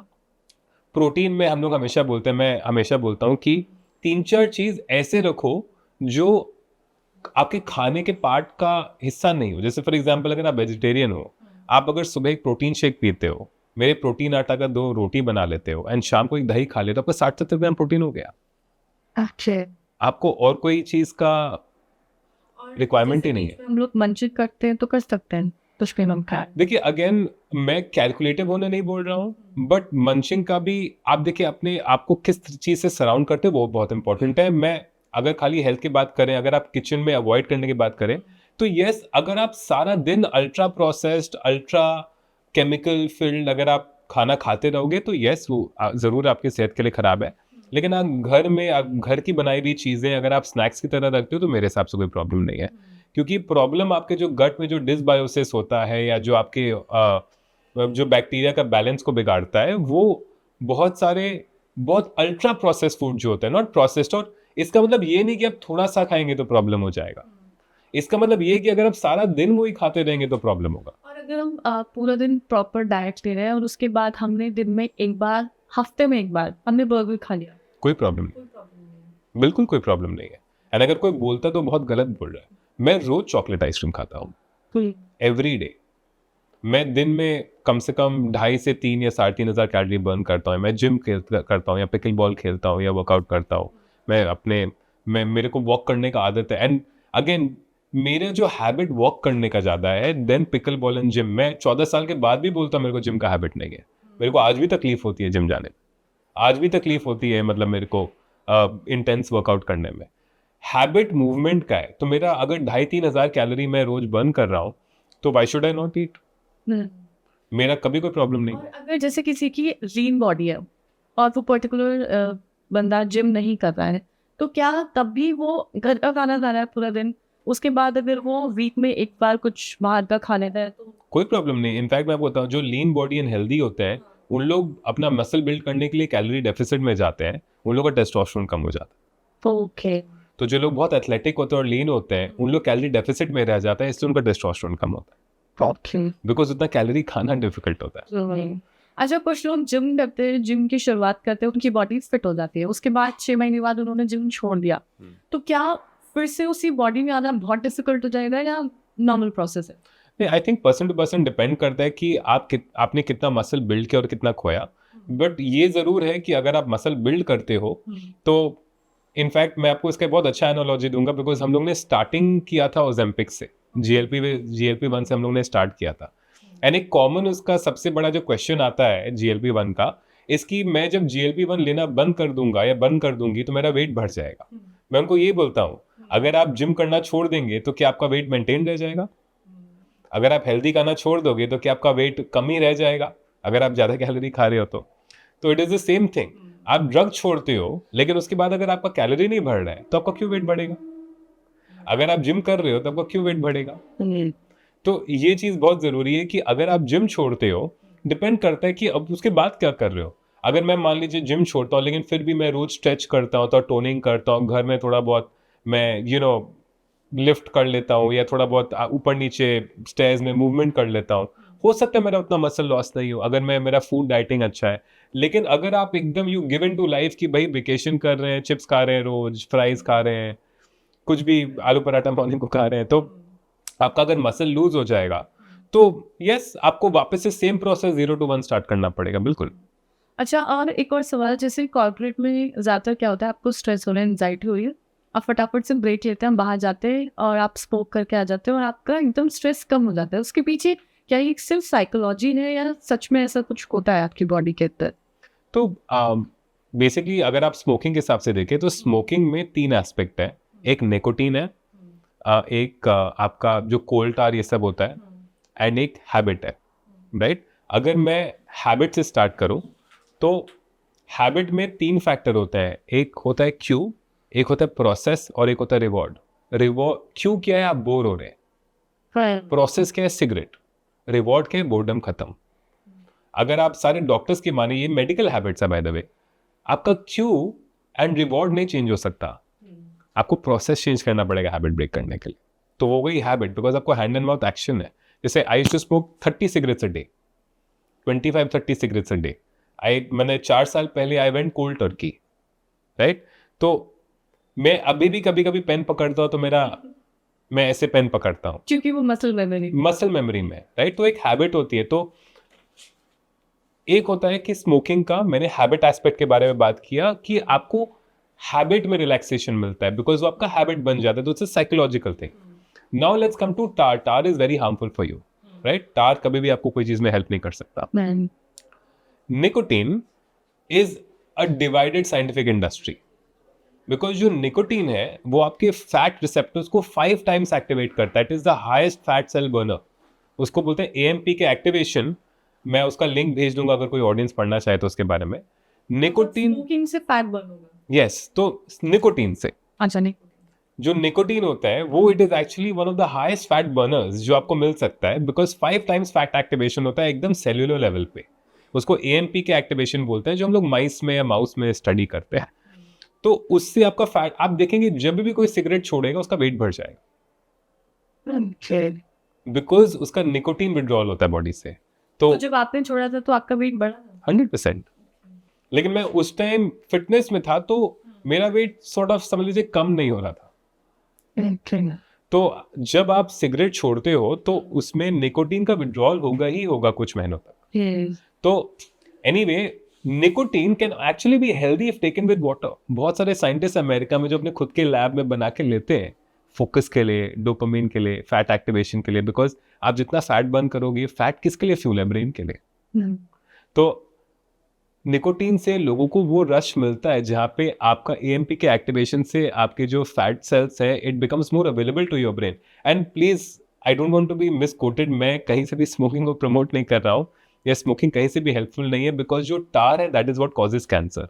आप देखिए क्लिनिकल ट्रायल तो कर नहीं सकते, मैं तो आपको बुला नहीं सकता आप एक काम करिए, आप 10 साल तक सिगरेट लीजिए, मैं फिर देखूंगा आपको कैंसर होता है कि नहीं, ये तो मैं कर नहीं सकता। हम लोग सिर्फ ऑब्जर्वेशन स्टडी से बता सकते हैं कि भाई होता है कि नहीं। Now it is without doubt the whole world knows कि most lung cancer patients and most heart diseases, लोग लंग कैंसर के बारे में बात करते हैं, हार्ट डिजीज के बारे में बात नहीं करते हैं, बिकॉज वो एक आपके वेसल्स को रिस्ट्रिक्ट करता है, तो जिससे आपको हार्ट अटैक्स होते हैं। तो smoking is the number 1 killer besides obesity. Obesity को छोड़ के अगर आप देखें तो स्मोकिंग नंबर 1 किलर है, but nicotine is not the villain. The tar and the smoke and the burn is. तो अगर जेंडर वाइज अगर हम इसे क्लासिफाई करें तो महिलाओं में स्मोकिंग ज़्यादा डेंजरस होता है as compared to men? Yes, medically अगर आप देखें तो अल्कोहल एंड स्मोकिंग में unfortunately, and I am not, मैं जेंडर बाइस के हिसाब से नहीं बोल रहा हूँ, बट अनफॉर्चुनेटली मेडिसिन में थोड़े बहुत जेंडर बाइसेस होते हैं, जहाँ पे फीमेल्स में उनके cycles, insulin, hormones, because females के मसल मास भी रिलेटिवली मेन से कम होते हैं, तो बिकॉज ऑफ दैट स्मोकिंग उनके जब वेसल्स को डायलेट करता है तो उनके ऊपर जो इम्पैक्ट आता है it is slightly higher than men. तो women when they smoke and drink it creates a more negative impact उनके बॉडी पे देन कंपेयर टू मेन जिनके मसल मास हाई होता है। और ये इम्पैक्ट कितने वक्त बाद दिखने लगता है? क्योंकि इनिशियली अगर आप स्मोक कर रहे हैं तो ऐसा कुछ हाँ, मतलब देखिए वो पर्सन टू पर्सन डिपेंड करता है। आपके स्किन में सबसे पहले दिखना चालू होगा मेरे हिसाब से। मतलब आपके स्किन में दिखना चालू होगा, आपको ड्राई स्किन होने लगेगा, आपके स्किन में आपको वो हल्का सा व्रिंकल सेट आना दिखने लगेगा। मतलब आई थिंक बिकॉज विमेन का हार्मोन जो ओव्यूलेटरी साइकिल के थ्रू जाता है, मतलब इट बिकम्स कि स्मोकिंग बिकम्स जो आपके वेसल्स को डायलेट रिस्ट्रिक्ट कर देता है। तो आपके स्किन का स्ट्रक्चर जो है वो खराब, जो मेन में कम दिखता है बिकॉज उनके बॉडी ज़्यादा मस्कुलर होते हैं, तो उनके बहुत बाद में दिखता है। And a lot of women like that, मतलब वो बोलते हैं ना कि men age like fine wine sometimes, तो वो उनमें हल्का सा व्रिंकल्स आना women might like, but women में व्रिंकल्स आना men might not like, because वो बोलते हैं ना कि men like what they see, women like what they hear. Right. तो for them attraction is what they are hearing, for main what they like to सी। सो वो difference में I think कभी कभी, बट एनीवे स्मोकिंग से जहाँ तक related है, it does affect women more than main. Okay, तो कैसे आप ये साइकिल को चेंज कर सकते हैं? जैसे आपने बताया ना, एक हैबिचुअल हो जाता है इंसान, क्योंकि आपके पास उस बॉर्डम को खत्म करने के लिए कुछ नहीं है, तो या तो आप उसे किसी चीज से रिप्लेस करें। बिल्कुल, जैसे मैंने आपको बोला कि अगर इनफैक्ट हैबिट्स का मेरा जो सबसे फेवरेट बुक है द पावर ऑफ हैबिट, जो चार्ल्स डुहिक का लिखा हुआ है, उस बुक में उन्होंने हैबिट को इसी तरह से डिफाइन किया था। बिकॉज अगर आप एक इंटरेस्टिंग स्टोरी सुनना चाहेंगे कि हैबिट डिस्कवर कैसे हुए थे, मेडिकल हैबिट्स। एक आदमी था अमेरिका में जिसका लड़का सुबह आने वाला था घर, एंड उसकी वाइफ ने बोला कि हमारा लड़का आने वाला है, कि चलो हम लोग उसको पिकअप करने चलते हैं। एंड उसको अपने बेटे का नाम याद नहीं था, उसको याद नहीं था। तो वाइफ घबरा गई, उसको हॉस्पिटल लेके गई और पता चला उसको एंसेफेलाइटिस है, जो ब्रेन में 4 ब्रेन डैमेज हो जाता है। तो उसका 4 ब्रेन डैमेज हो गया, डॉक्टर के पास गए, तो जो न्यूरोलॉजिस्ट है उन्होंने बोला कि ठीक है, आपको तो 10 साल का मेमोरी नहीं है। एंड दिस इज रियल, ये पूरा रियल है कि इंसेफेलाइटिस हो गया, उनको 5 साल का कोई मेमोरी नहीं था। बट डॉक्टर्स ने देखा कि ये वैसे ही चल सकता है, इसका तो पूरा 4 ब्रेन डैमेज हो गया, वैसे ही चल सकता है, वैसे ही बात कर सकता है, सारे लेटर्स, अल्फाबेट्स, हैबिट्स, वॉकिंग सब याद है। That is when they realize कि हैबिट्स आपके ब्रेन स्टेम में रहते हैं, जो इनवॉलंटरी होता है। आप जब उठते हैं आपको पता नहीं है कि आप किस साइड से उठते हैं, बट आपका हैबिट है आप एक सर्टेन साइड से उठते हैं, आप एक सर्टेन साइड से मूव करते हैं, आपका एक सर्टेन तरीका है बैठने का, या जो आपके पेरेंट्स से या किसी से मिलता जुलता होगा। तो वो सब चीजें बहुत इंपॉर्टेंट होती है। तो इन द सेम वे कि आपने जो बोला कि हैबिट्स को ब्रेक कैसे करने हैं, हैबिट का जो क्यू है, जो ट्रिगर है एंड जो रिवॉर्ड है, वो कभी चेंज नहीं हो सकता। 2 ही चेंज हो सकते हैं, एक प्रोसेस है और एक चौथा चीज है बिलीफ। जो लोग, अब मैं बात करूंगा एक नॉर्मल हैबिट की और एक एडिक्टिव हैबिट की। एक नॉर्मल हैबिट में आप प्रोसेस को चेंज कर सकते हैं। अगर मेरे लिए स्मोकिंग या ड्रिंकिंग एक नॉर्मल हैबिट है, मैं उसको चेंज कर सकता हूं कि भाई मैं कोई और चीज से रिप्लेस कर दूं, मैं कंबूचा से रिप्लेस कर दूं। सो 4 साल पहले मैंने स्मोकिंग ड्रिंकिंग एक संग बंद किया था। तो उस टाइम मेरा विक्टिम मेंटालिटी था। आप मेरे से पूछते कि भाई तुम्हारे हाथ में ड्रिंक क्यों नहीं है, तो मैं बोलता कि भाई आई जस्ट क्विट। आप मेरे से आज पूछिए कि मैं ड्रिंक क्यों नहीं करता, मैं बोलूंगा कि आई डोंट ड्रिंक। बहुत बड़ा माइंडसेट डिफरेंस होता है फ्रॉम अ विक्टिम मेंटालिटी। तो एक तो होता है माइंडसेट शिफ्ट करना, दूसरा होता है प्रोसेस शिफ्ट करना। अब मैं कंबूचा ले लूंगा या कोई सोबर विस्की ले लूंगा, बिकॉज मेरे लिए कॉन्वर्सेशन वही है। मैं ड्रिंक करके वही सेम कॉन्वर्सेशन करूंगा आपके साथ जो एक विदाउट ड्रिंक में आपके साथ कॉन्वर्सेशन करूंगा। मेरी बॉडी लैंग्वेज में कोई फर्क नहीं आएगा, उस बॉडी लैंग्वेज के फर्क आने में टाइम लगता है। तो ये हो गया नॉर्मल हैबिट की बात, जहां पे आपको प्रोसेस चेंज करना है। But what about addiction? अगर आप एडिक्शन, एक बहुत इंटरेस्टिंग चीज है, and even though I am a man of science, मैं फिर भी बोल रहा हूं, दे बिलीव कि जो सबसे सक्सेसफुल प्रोग्राम है एडिक्शंस के लिए, जो कोकेन, हेरोइन एंड जो बड़े बड़े एडिक्शंस होते हैं, इज एक्चुअली थिंग्स लाइक जो चर्च के प्रोग्राम्स होते हैं, 12 स्टेप प्रोग्राम, 10 स्टेप प्रोग्राम्स, जहां पे they help you find God. बोलते हैं कि the only way you can leave a deep habit is if you find a purpose higher than that. अगर आप कोई ऐसे पर्पस में नहीं बिलीव करते जो आपके हैबिट से बड़ा है, लाइक अगर मैं आपको एग्जांपल दूं, मान लीजिए आप स्मोकिंग नहीं छोड़ सकते, बट गॉड फॉरबिड आपका बेटा या बेटी है जिसको कैंसर हो गया, एंड उन्होंने बोला कि I want you to leave the habit. If you believe in your daughter saving herself या सन सेविंग हर सेल्फ, अगर आपके लिए वो इतना बड़ा चीज हो जाए जो आपके हैबिट के ऊपर हो, आप तब छोड़ सकते हो। उसके बिना आप नहीं छोड़ सकते। तो बोलते हैं ना कि जब तक आप रॉक बॉटम नहीं हो तब तक आप, because when you are in rock bottom everything is up. तो आप जब तक रॉक बॉटम हिट नहीं करोगे you will not go up. That is a deep hole of addiction. कि मैं कभी कभी बहुत लोगों को बोलता हूँ, लोग बोलते हैं मैं 10 सिगरेट 15 सिगरेट लेता हूँ, मैं उनको कभी कभी बोलता हूँ I wish you had a minor heart attack. I am honest, young people जो लोग स्मोकिंग छोड़ रहे हैं आर द वंस जिनको माइनर हार्ट अटैक है, जो पता भी नहीं चलता है। कभी कभी वो ट्रॉप्टी टेस्ट में आता है हॉस्पिटल में जाके कि थोड़ा सा चेस्ट पेन हुआ तो ट्रॉप्टी टेस्ट करा ली तो पता चल गया, राइट।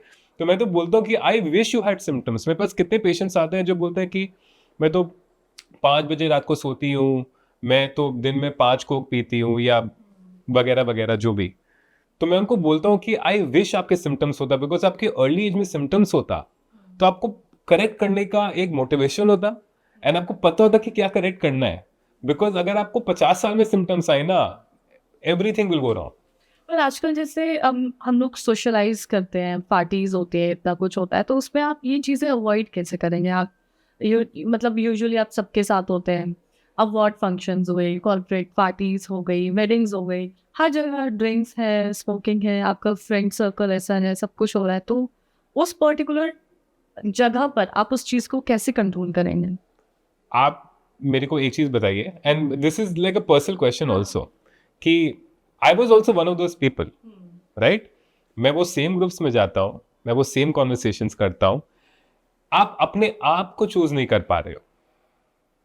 आप जब बोलते हो कि मेरे ग्रुप में सब करते हैं, आप मेरे को ये बोल रहे हो कि उन लोग मेरे को एक्सेप्ट कैसे करेंगे इसके बिना।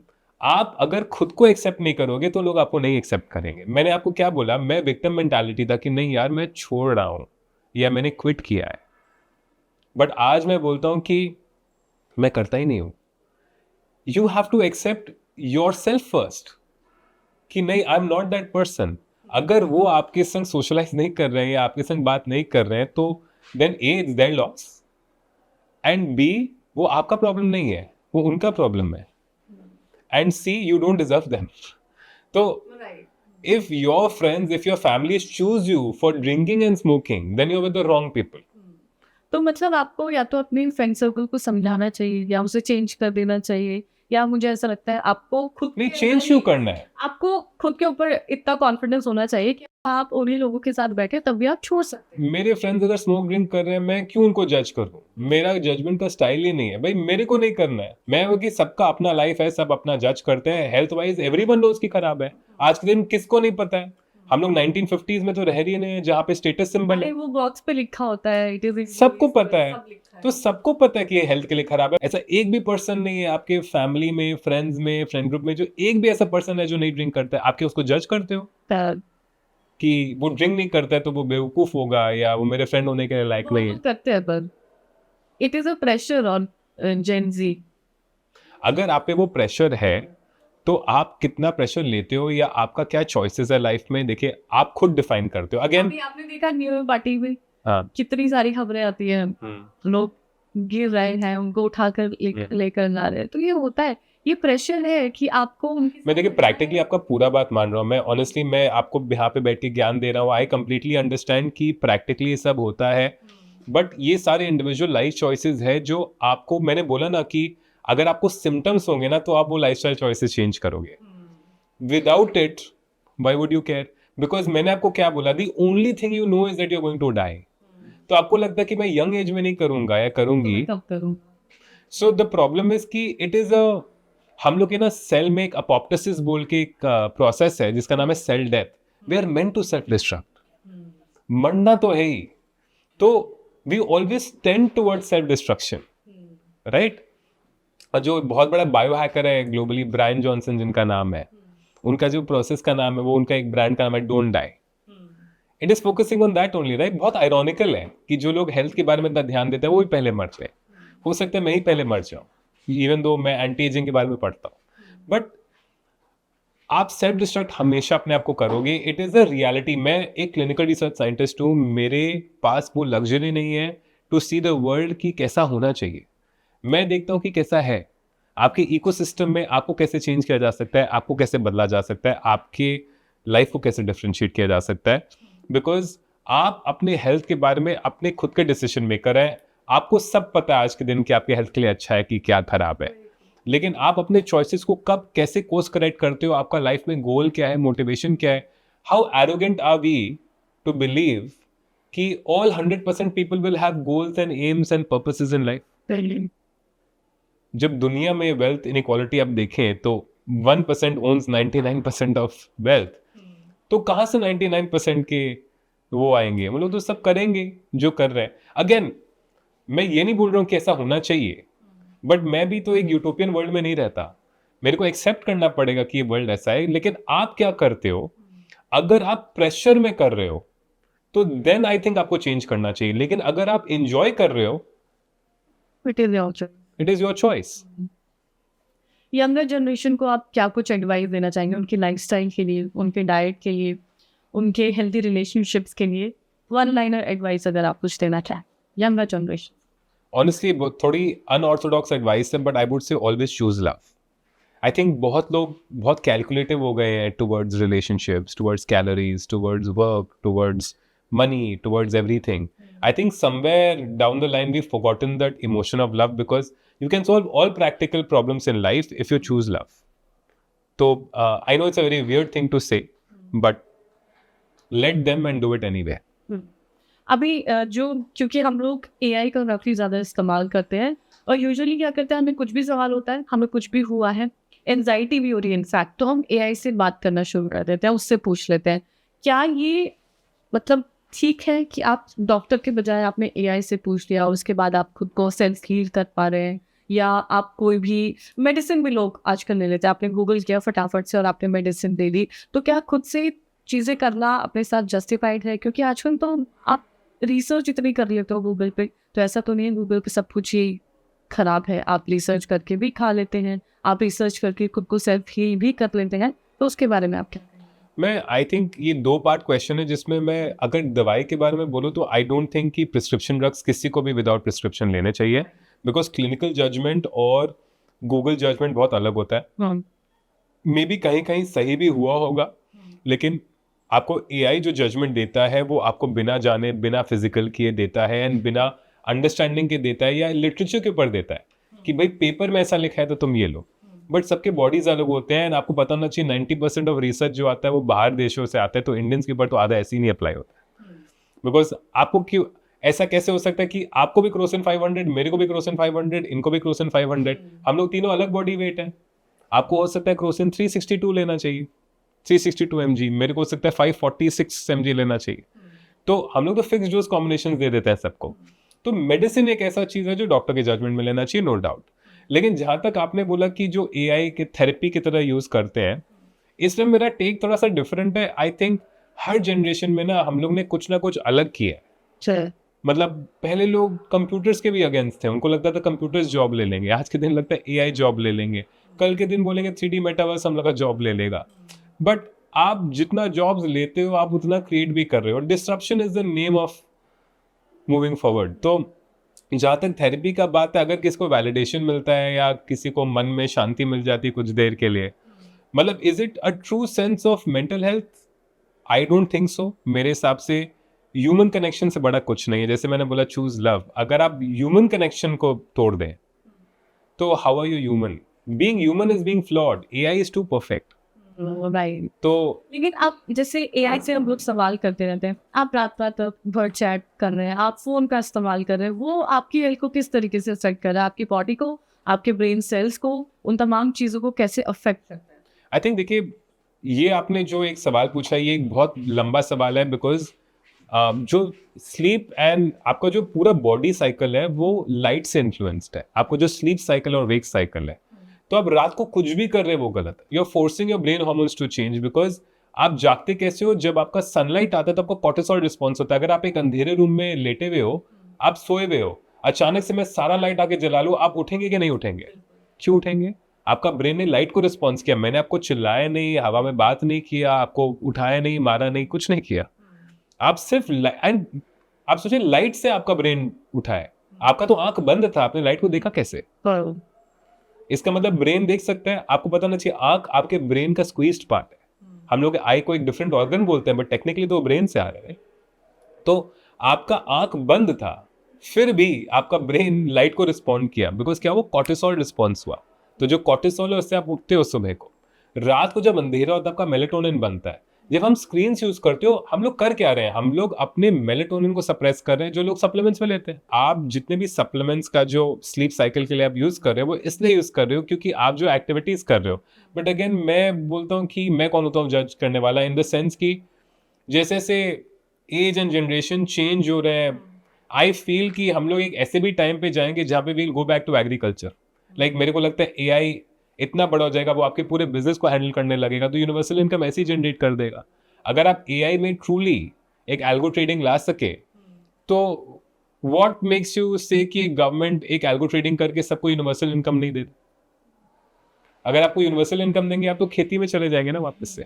सो आई फील कि ऐसा भी एक टाइम आएगा, I don't know, may be 100 साल बाद, जहाँ पे मेरे हिसाब से एआई इतना बड़ा हो जाएगा कि अगर सबका यूनिवर्सल इनकम आने लग गया, तो ऐसे भी आई थिंक हम लोग एग्रीकल्चर में चले जाएंगे, बिकॉज फिजिकल लेबर जॉब्स रहेंगे खाली, because AI is not artificial intelligence, it is collective intelligence, it is the intelligence of all human beings. तो आपको इंटेलेक्चुअल जॉब्स करने की जरूरत क्यों होगी, स्पेशली अगर अभी क्वांटम कंप्यूटिंग आ गई तो।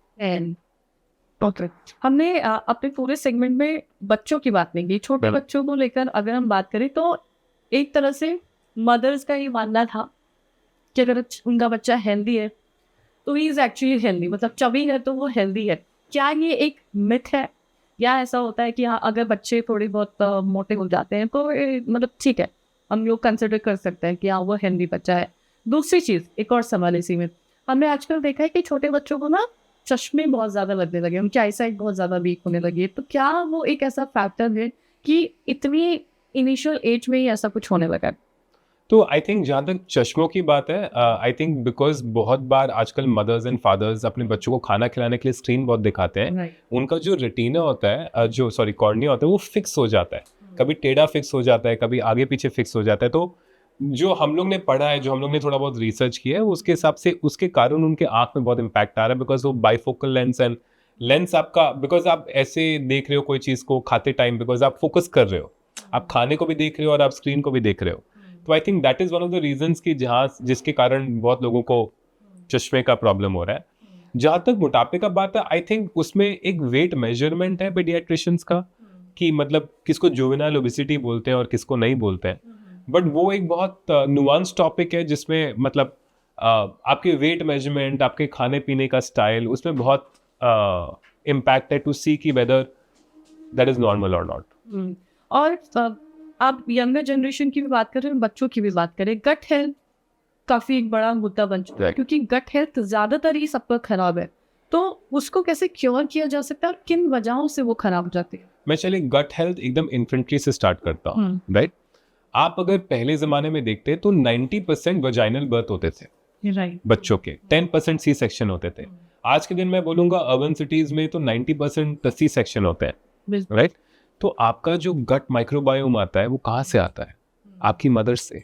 आप जब एक बच्चे को अपने सी सेक्शन से, पेट से निकालते हो, तो उसका 90% जो माइक्रोबायोम है वो स्किन से आया है, मदर के स्किन से आया है, उनके वजाइना या उनके एनल एरिया से नहीं आया है।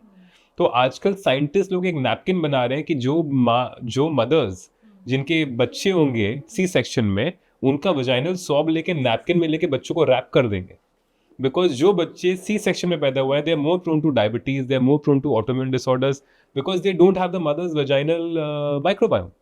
बिकॉज माइक्रोबायोम सिर्फ गट में नहीं होता है, आपके नोज में होता है, आपके माउथ में होता है, आपके गले में होते हैं, आपके पूरे गट सिस्टम में होते हैं। तो ऐसा भी टेक्नोलॉजी बनाया जा रहा है। तो माइक्रोबायोम वहाँ से स्टार्ट करते हैं। माइक्रोबायोम एक बहुत मिस्टीरियस चीज़ है। माइक्रोबायोम में सिर्फ बैक्टीरिया नहीं होते हैं, माइक्रोबायोम में वायरसेस भी होते हैं। इनफैक्ट आपके बॉडी में अगर से technically 10 to the power 13 cells of bacteria होते हैं ऑन एन एवरेज, और उसके 10 टाइम ज़्यादा वायरसेस होते हैं आपके गट में। वो वायरसेस आपको इन्फेक्ट नहीं करते हैं, आपकी बैक्टीरिया को इन्फेक्ट करते हैं। सारे बैक्टीरिया अच्छे होते हैं, हम लोग बोलते हैं ना गुड बैक्टीरिया, बैड बैक्टीरिया। आपको पता होना चाहिए कभी कभी बैड बैक्टीरिया भी आपके लिए अच्छा हो सकता है। एच पाइलोरी को हम लोग बहुत बैड बैक्टीरिया मानते हैं। जिन पॉपुलेशंस में एच पाइलोरी बैक्टीरिया होता है उनको अस्थमा कम होता है, उसको एक्टिवेट करने के लिए वायरसेस उनको इन्फेक्ट करते हैं, जिसके कारण आपको एच पाइलोरी डेंजरस हो जाता है। एंड एक्टिवेशन कहाँ से आता है? स्ट्रेस, हार्मोनल इम्बैलेंस, इंसुलिन, ये सब चीज़ों से आपको आपके जो वायरसेस हैं आपके बैक्टीरिया को इन्फेक्ट करते हैं। तो गट का जो सिस्टम है आपके नोज से स्टार्ट होता है, माउथ से स्टार्ट होता है, आपके फूड पाइप में होता है, आपकी कोलोन में होता है, आपके इंटेस्टाइन में होता है, आपके स्टमक में होता है। एंड वो पूरा का जो पूरा गट सिस्टम है उसमें सबसे इंपॉर्टेंट होता है कि आप अपने बैक्टीरिया एंड वायरसेस को खाना दे। खाना क्या है? फाइबर, जो मैंने आपको शुरू में बोला था, द 5 थिंग्स दैट रिमेन, कि आपको फाइबर देना जरूरी है। That is the most known thing. आपको पता होना चाहिए कि ये जो मैंने आपको नैपकिन के बारे में बात किया, जो स्टूल ट्रांसप्लांट के बारे में बात करते हैं कि आप किसी का स्टूल लेके उसका बैक्टीरिया निकाल के एक हेल्दी पॉपुलेशन को, अगर एक अनहेल्दी पॉपुलेशन को दे दे तो उनका बैक्टीरिया अच्छा हो जाएगा। लेकिन यही सेम चीज़ प्रोबायोटिक्स में नहीं होता। अगर आप जितने भी गैस्ट्रो सर्जन्स के पास जाएंगे अमेरिका में या यूरोप में या इंडिया में, उन लोग प्रोबायोटिक्स आधा से ज़्यादा टाइम तो उन लोग खाली आपके प्लेसिबो इफेक्ट के लिए देते हैं। आपको नहीं पता है प्रोबायोटिक्स काम करेगा क्या। प्रोबायोटिक्स में कौन सा बैक्टीरिया आपके किस कॉलोनी को कैसे बढ़ाता है, आप कैसे जनरलाइज कर सकते हो। सबका प्रोबायोटिक्स अलग हो, सबका माइक्रोबायोम पॉपुलेशन अलग होता है। जापान में जो हेल्दी रहता है वही अमेरिका में जाके हार्ट डिजीज हो जाता है। जो मतलब अगर आप इंडिया में हेल्दी हैं, आप अमेरिका में, बिकॉज आपका माइक्रोबायोम चेंज हो रहा है। तो आपके इस इन्वायरमेंट से, आपके टच से, आपके किसी के किस करने से या आपके किसी के हक करने से आपका स्किन माइक्रोबायोम एक्सचेंज होता है, आपका फेशियल माइक्रोबायोम एक्सचेंज होता है। आपको पता नहीं चाहिए जो कपल्स होते हैं उनका माइक्रोबायोम सिमिलर हो जाता है। वो कैसे होता है? Because they are intimate with each other. तो आपका माइक्रोबायोम सिमिलर होगा ही, आप ट्रांसफर कर रहे हैं। आपको तो बैक्टीरिया एंड वायरसेस एक दूसरे के संग एक्सचेंज हो गई। तो आपका जो माइक्रोबायोम है, it is an extremely symbiotic thing. It is something that binds the world. आपके सिर्फ बैक्टीरिया नहीं है, वायरसेस है, कुछ टाइप के फंगस भी है, तो कुछ टाइप के प्रोटोजोआस भी है। तो वो पूरा एक दुनिया है। अगर आपका बॉडी 1 ट्रिलियन सेल्स है, आपका जो गट बैक्टीरिया है वो 1 ट्रिलियन सेल्स है। इनफैक्ट कुछ साइंटिस्ट में ऐसा डिबेट चलता है कि are we carrying gut bacteria और is gut bacteria carrying us. क्योंकि बहुत ही ज्यादा क्रूशियल हो गया था इस टाइम पे, क्योंकि हम देखते हैं बच्चों में भी आप देख लीजिए, बच्चों में भी आप देख लीजिए, ये बहुत ज्यादा इफेक्ट करता है। मतलब ये आपको हर तीसरे इंसान में खराब ही मिलेगा और फिर आपका पूरा बॉडी, आपका सब कुछ डिसबैलेंस हो जाता है। आप क्या खा रहे हैं वो भी ठीक नहीं रहता है, आपको एंजाइटी होने लगती है, आपके हार्मोन्स अलग तरीके से काम करने लगते हैं। तो इसको क्योर किस तरीके से किया जा सकता है? तो इसका साइंटिफिक एक्सप्लेनेशन में अगर दूंगा तो हम लोग ने देखा है कि 2 चीज़ बहुत इंपॉर्टेंट है। अगर आपका फर्स्ट जनरेशन डिसबैलेंस है, मतलब कि जैसे मान लीजिए आपकी मदर या फादर को गट का प्रॉब्लम नहीं है, आपको गट का प्रॉब्लम है, तो आप लाइफस्टाइल मॉडिफिकेशंस और फाइबर से उसको ठीक कर सकते हैं। काफी हद तक वो अपने आप कॉलोनाइज हो जाता है। फाइबर्स में क्या क्या ले सकते हैं? फाइबर में जैसे 2 टाइप के फाइबर होते हैं, एक जिसको बोलते हैं वाटर सॉल्युबल फाइबर और एक होता है इनसॉल्युबल फाइबर। तो जो वाटर सॉल्युबल फाइबर होता है उसको पीएचजीजी बोलते हैं।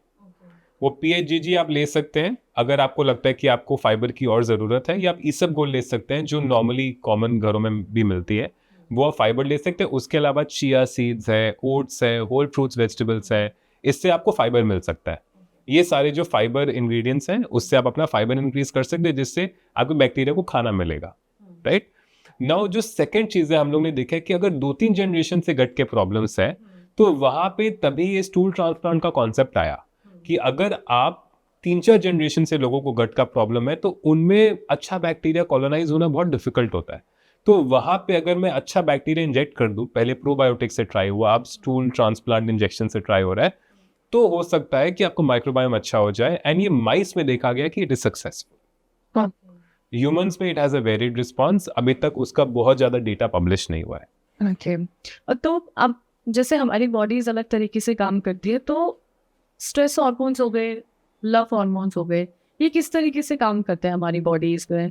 अलग अलग, जैसे आप हैं, हम इतने सारे लोग हैं, सबकी बॉडीज में अलग तरीके से काम करते हैं या इन जनरल ही रहता है?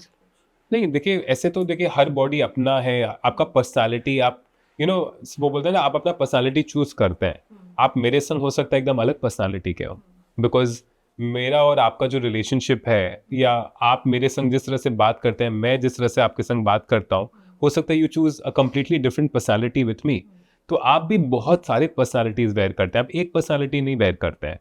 आप अपने बॉस के संग जो बात करेंगे, आप जो मेरे संग बात करेंगे, आप अपने बॉयफ्रेंड के संग जो बात करेंगे, आप अपने ब्रदर के संग जो बात करेंगे, you could be different people to different persons, right? तो बेसिकली अगर आप एक ओवरऑल सारा दिन का देखें तो डोपामिन एक मोटिवेशन हार्मोन होता है, जो आप सुबह सुबह जब आप उठते हैं सनलाइट के कारण, तो आपके बॉडी में डोपामिन प्रोड्यूस होता है। तो वो डोपामिन मोटिवेशन है कि मोटिवेटेड फील करते हैं कि अब अपने पार्टनर के संग टाइम स्पेंड करें या रिलेशनशिप बनाए। ये लव हार्मोन होता है। नहीं, ये मोटिवेशन हार्मोन होता है, because you need everything, you need, अगर आप मोटिवेटेड फील नहीं करें, अगर आप डाउन फील करें, you don't want to do anything with your partner, right? तो वो डोपामिन आपका 8-9 घंटे तक चलता है। उसके बाद जब शाम तक होता है तो वो सेरोटोनिन और ऑक्सीटोसिन, जो हम लोग जिनको लव हार्मोन्स या वेलबींग हार्मोन बोलते हैं, बिकॉज दोनों का बैलेंस इंपॉर्टेंट है। बिकॉज अगर आपको कोई चीज से स्ट्रेस हो रहा है तो वो लव नहीं है, right?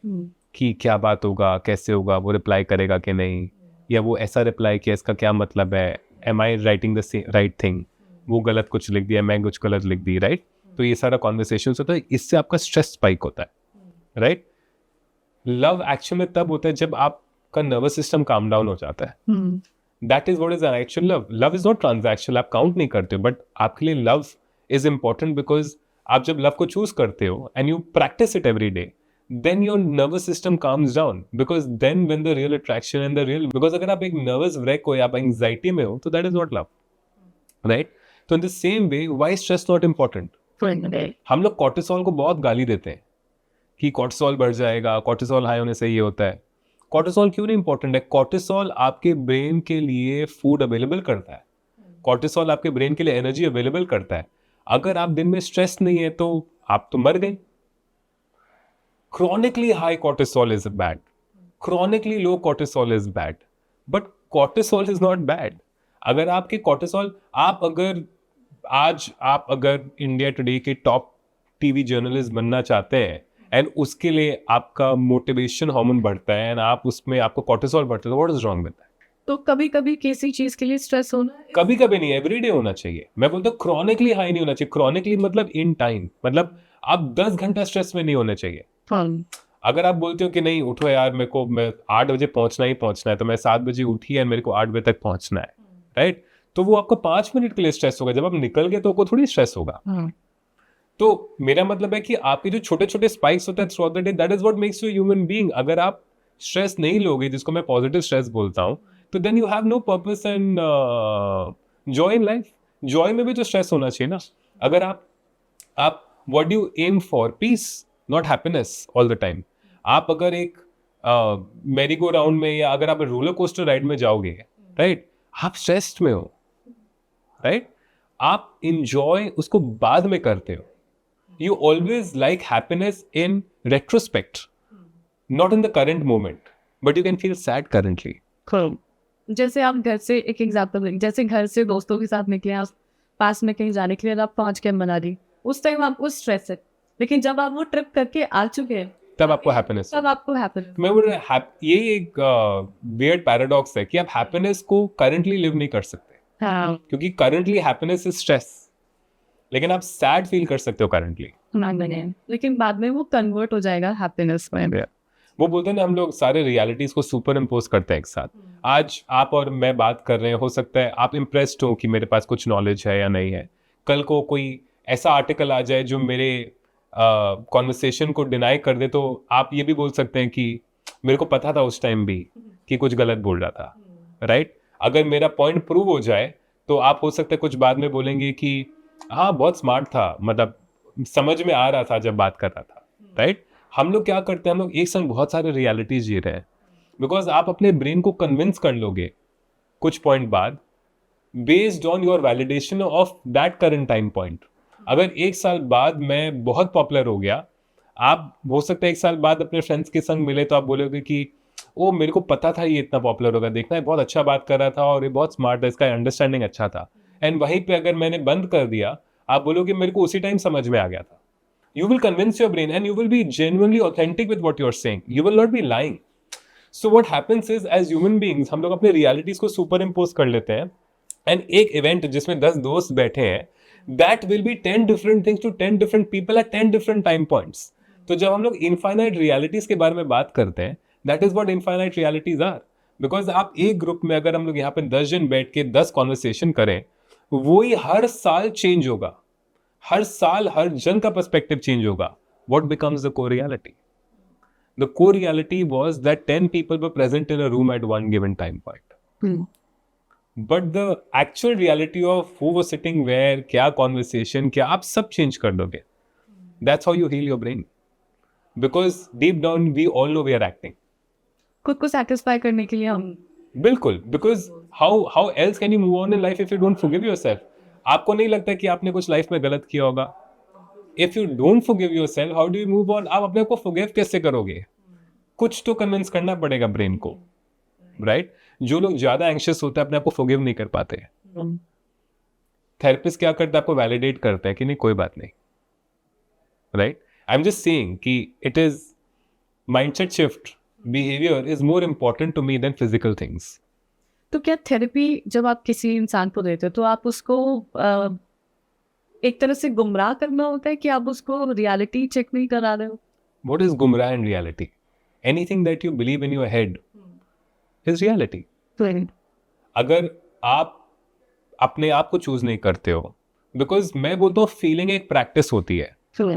You cannot feel love. You have to choose love, even when you don't want to, right? अगर आप किसी को चूज करके आप उसको डेली चूज करते हो कि I want to love this person every day, because ऐसा क्या हो सकता है कि आपको मेरे से या किसी और से बेटर इंसान नहीं मिलेगा.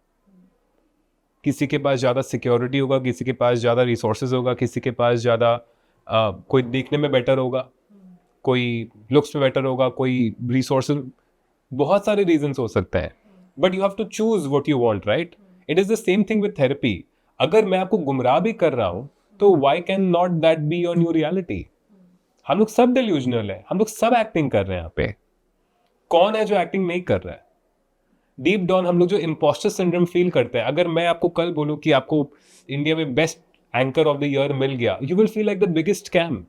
लाइक टुमारो अगर मेरे पास आप मेरे को अगर Anant Ambani as a patient दे दे मेरे को, I will feel like I am running a medical scam. मेरे को लगेगा कि मेरे में ऐसा क्या है कि अनंत अंबानी मेरा पेशेंट है, राइट?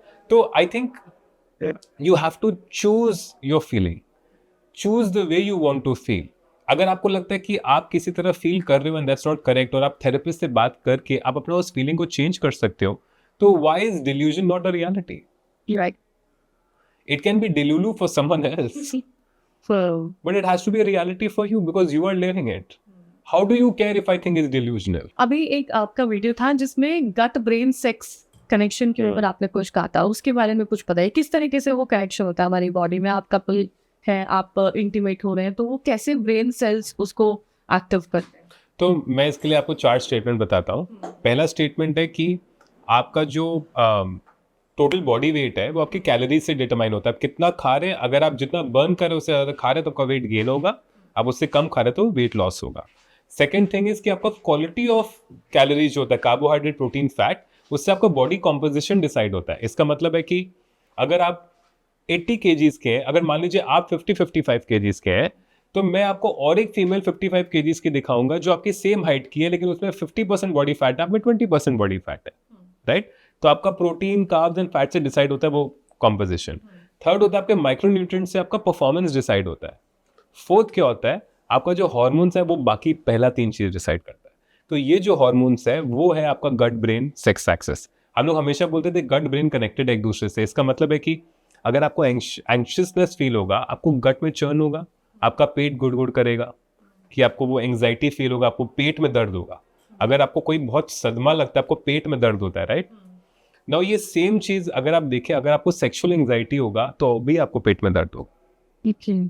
अगर आपको सेक्सुअल एंग्जाइटी होगा तो, अगर आपको सेक्सुअल एंग्जाइटी होगा, अगर आप परफॉर्म नहीं कर पाएंगे तो आपको कहाँ पे इफेक्ट होगा? आपके ब्रेन में एंग्शियसनेस आएगा. तो आप देख रहे 3-वे स्ट्रीट है. आपका ब्रेन में जो इम्पैक्ट है वो आपके गट में जाता है. आपका जो ब्रेन का इम्पैक्ट है, अगर आप डिप्रेस्ड है, क्या आप सेक्स कर सकते हैं? तो आपका ब्रेन में इम्पैक्ट गट में जाता है तो सेक्स में भी जाता है. सेक्स का इम्पैक्ट ब्रेन में जाता है और गट में भी जाता है. गट में इम्पैक्ट होने से ब्रेन में भी इम्पैक्ट होता है आपको दर्द में, एंड आप सेक्स भी नहीं कर सकते. आप देखें 3-वे स्ट्रीट है. तो ये शुरू किससे हो रहा है? ब्रेन से शुरू हो रहा है, गट से शुरू? ये चिकन एंड एग पैराडॉक्स है कि पहले चिकन आया कि एग. राइट. और एक और सवाल, जैसे एंजाइटी होती है, किसी भी इशू से रिलेटेड हो सकती है, उस टाइम में आपको गट में प्रॉब्लम होने लगती है, आप कुछ स्ट्रेस ले रहे हैं, आपको एंजाइटी हुई, तो वो गट से क्या उसका कनेक्शन है? पूरा हार्मोनल कनेक्शन है आपका। जितना भी गट का, अगर आप हंगर हार्मोन देख ले, अगर आपका सटाइटी हार्मोन देख ले, जितने भी हार्मोन्स है, ग्रेलिन होता है, लेप्टिन होता है, GLP-1 होता है, जिसके बारे में हमने जिस बात की ओजेम्पिक के बारे में, आपका सब ब्रेन एंड गट से कनेक्टेड है। तो अगर आपके ब्रेन में बहुत ज्यादा एंग्जाइटी है तो आपका स्टमक को चर्न करने लगता है, बिकॉज आपके हार्मोन्स केओस में जाने लगते हैं।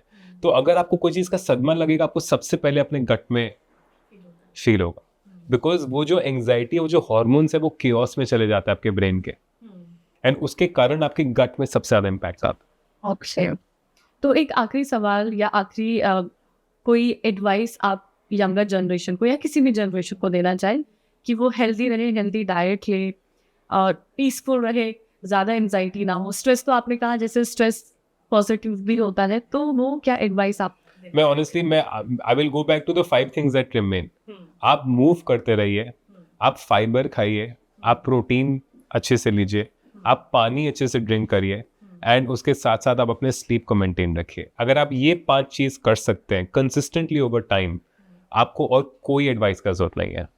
If these are the 5 things you can do. तो मुझे लगता है हमने सारे सेगमेंट्स अपने इंक्लूड बिल्कुल। करिए, लोगों को काफ़ी ज़्यादा आंसर्स मिल जाएंगे, मुझे काफ़ी चीज़ें पता चली। तो thank you so much for joining us, and hopefully next time फिर आपसे मुलाकात होगी तो कुछ और सवालों के साथ। Thank you so much for inviting me. तो आज हमने जाना कि आपकी बॉडी में हार्मोन्स कैसे काम करते हैं, ब्रेन सेल्स कैसे काम करते हैं, आपका गट सिस्टम आपसे क्या कहता है, और आप वेट लॉस कैसे कर सकते हैं। तो हमारे अगले एपिसोड में आपके साथ मुलाकात होगी। तब तक के लिए स्टे फिट, स्टे हेल्दी।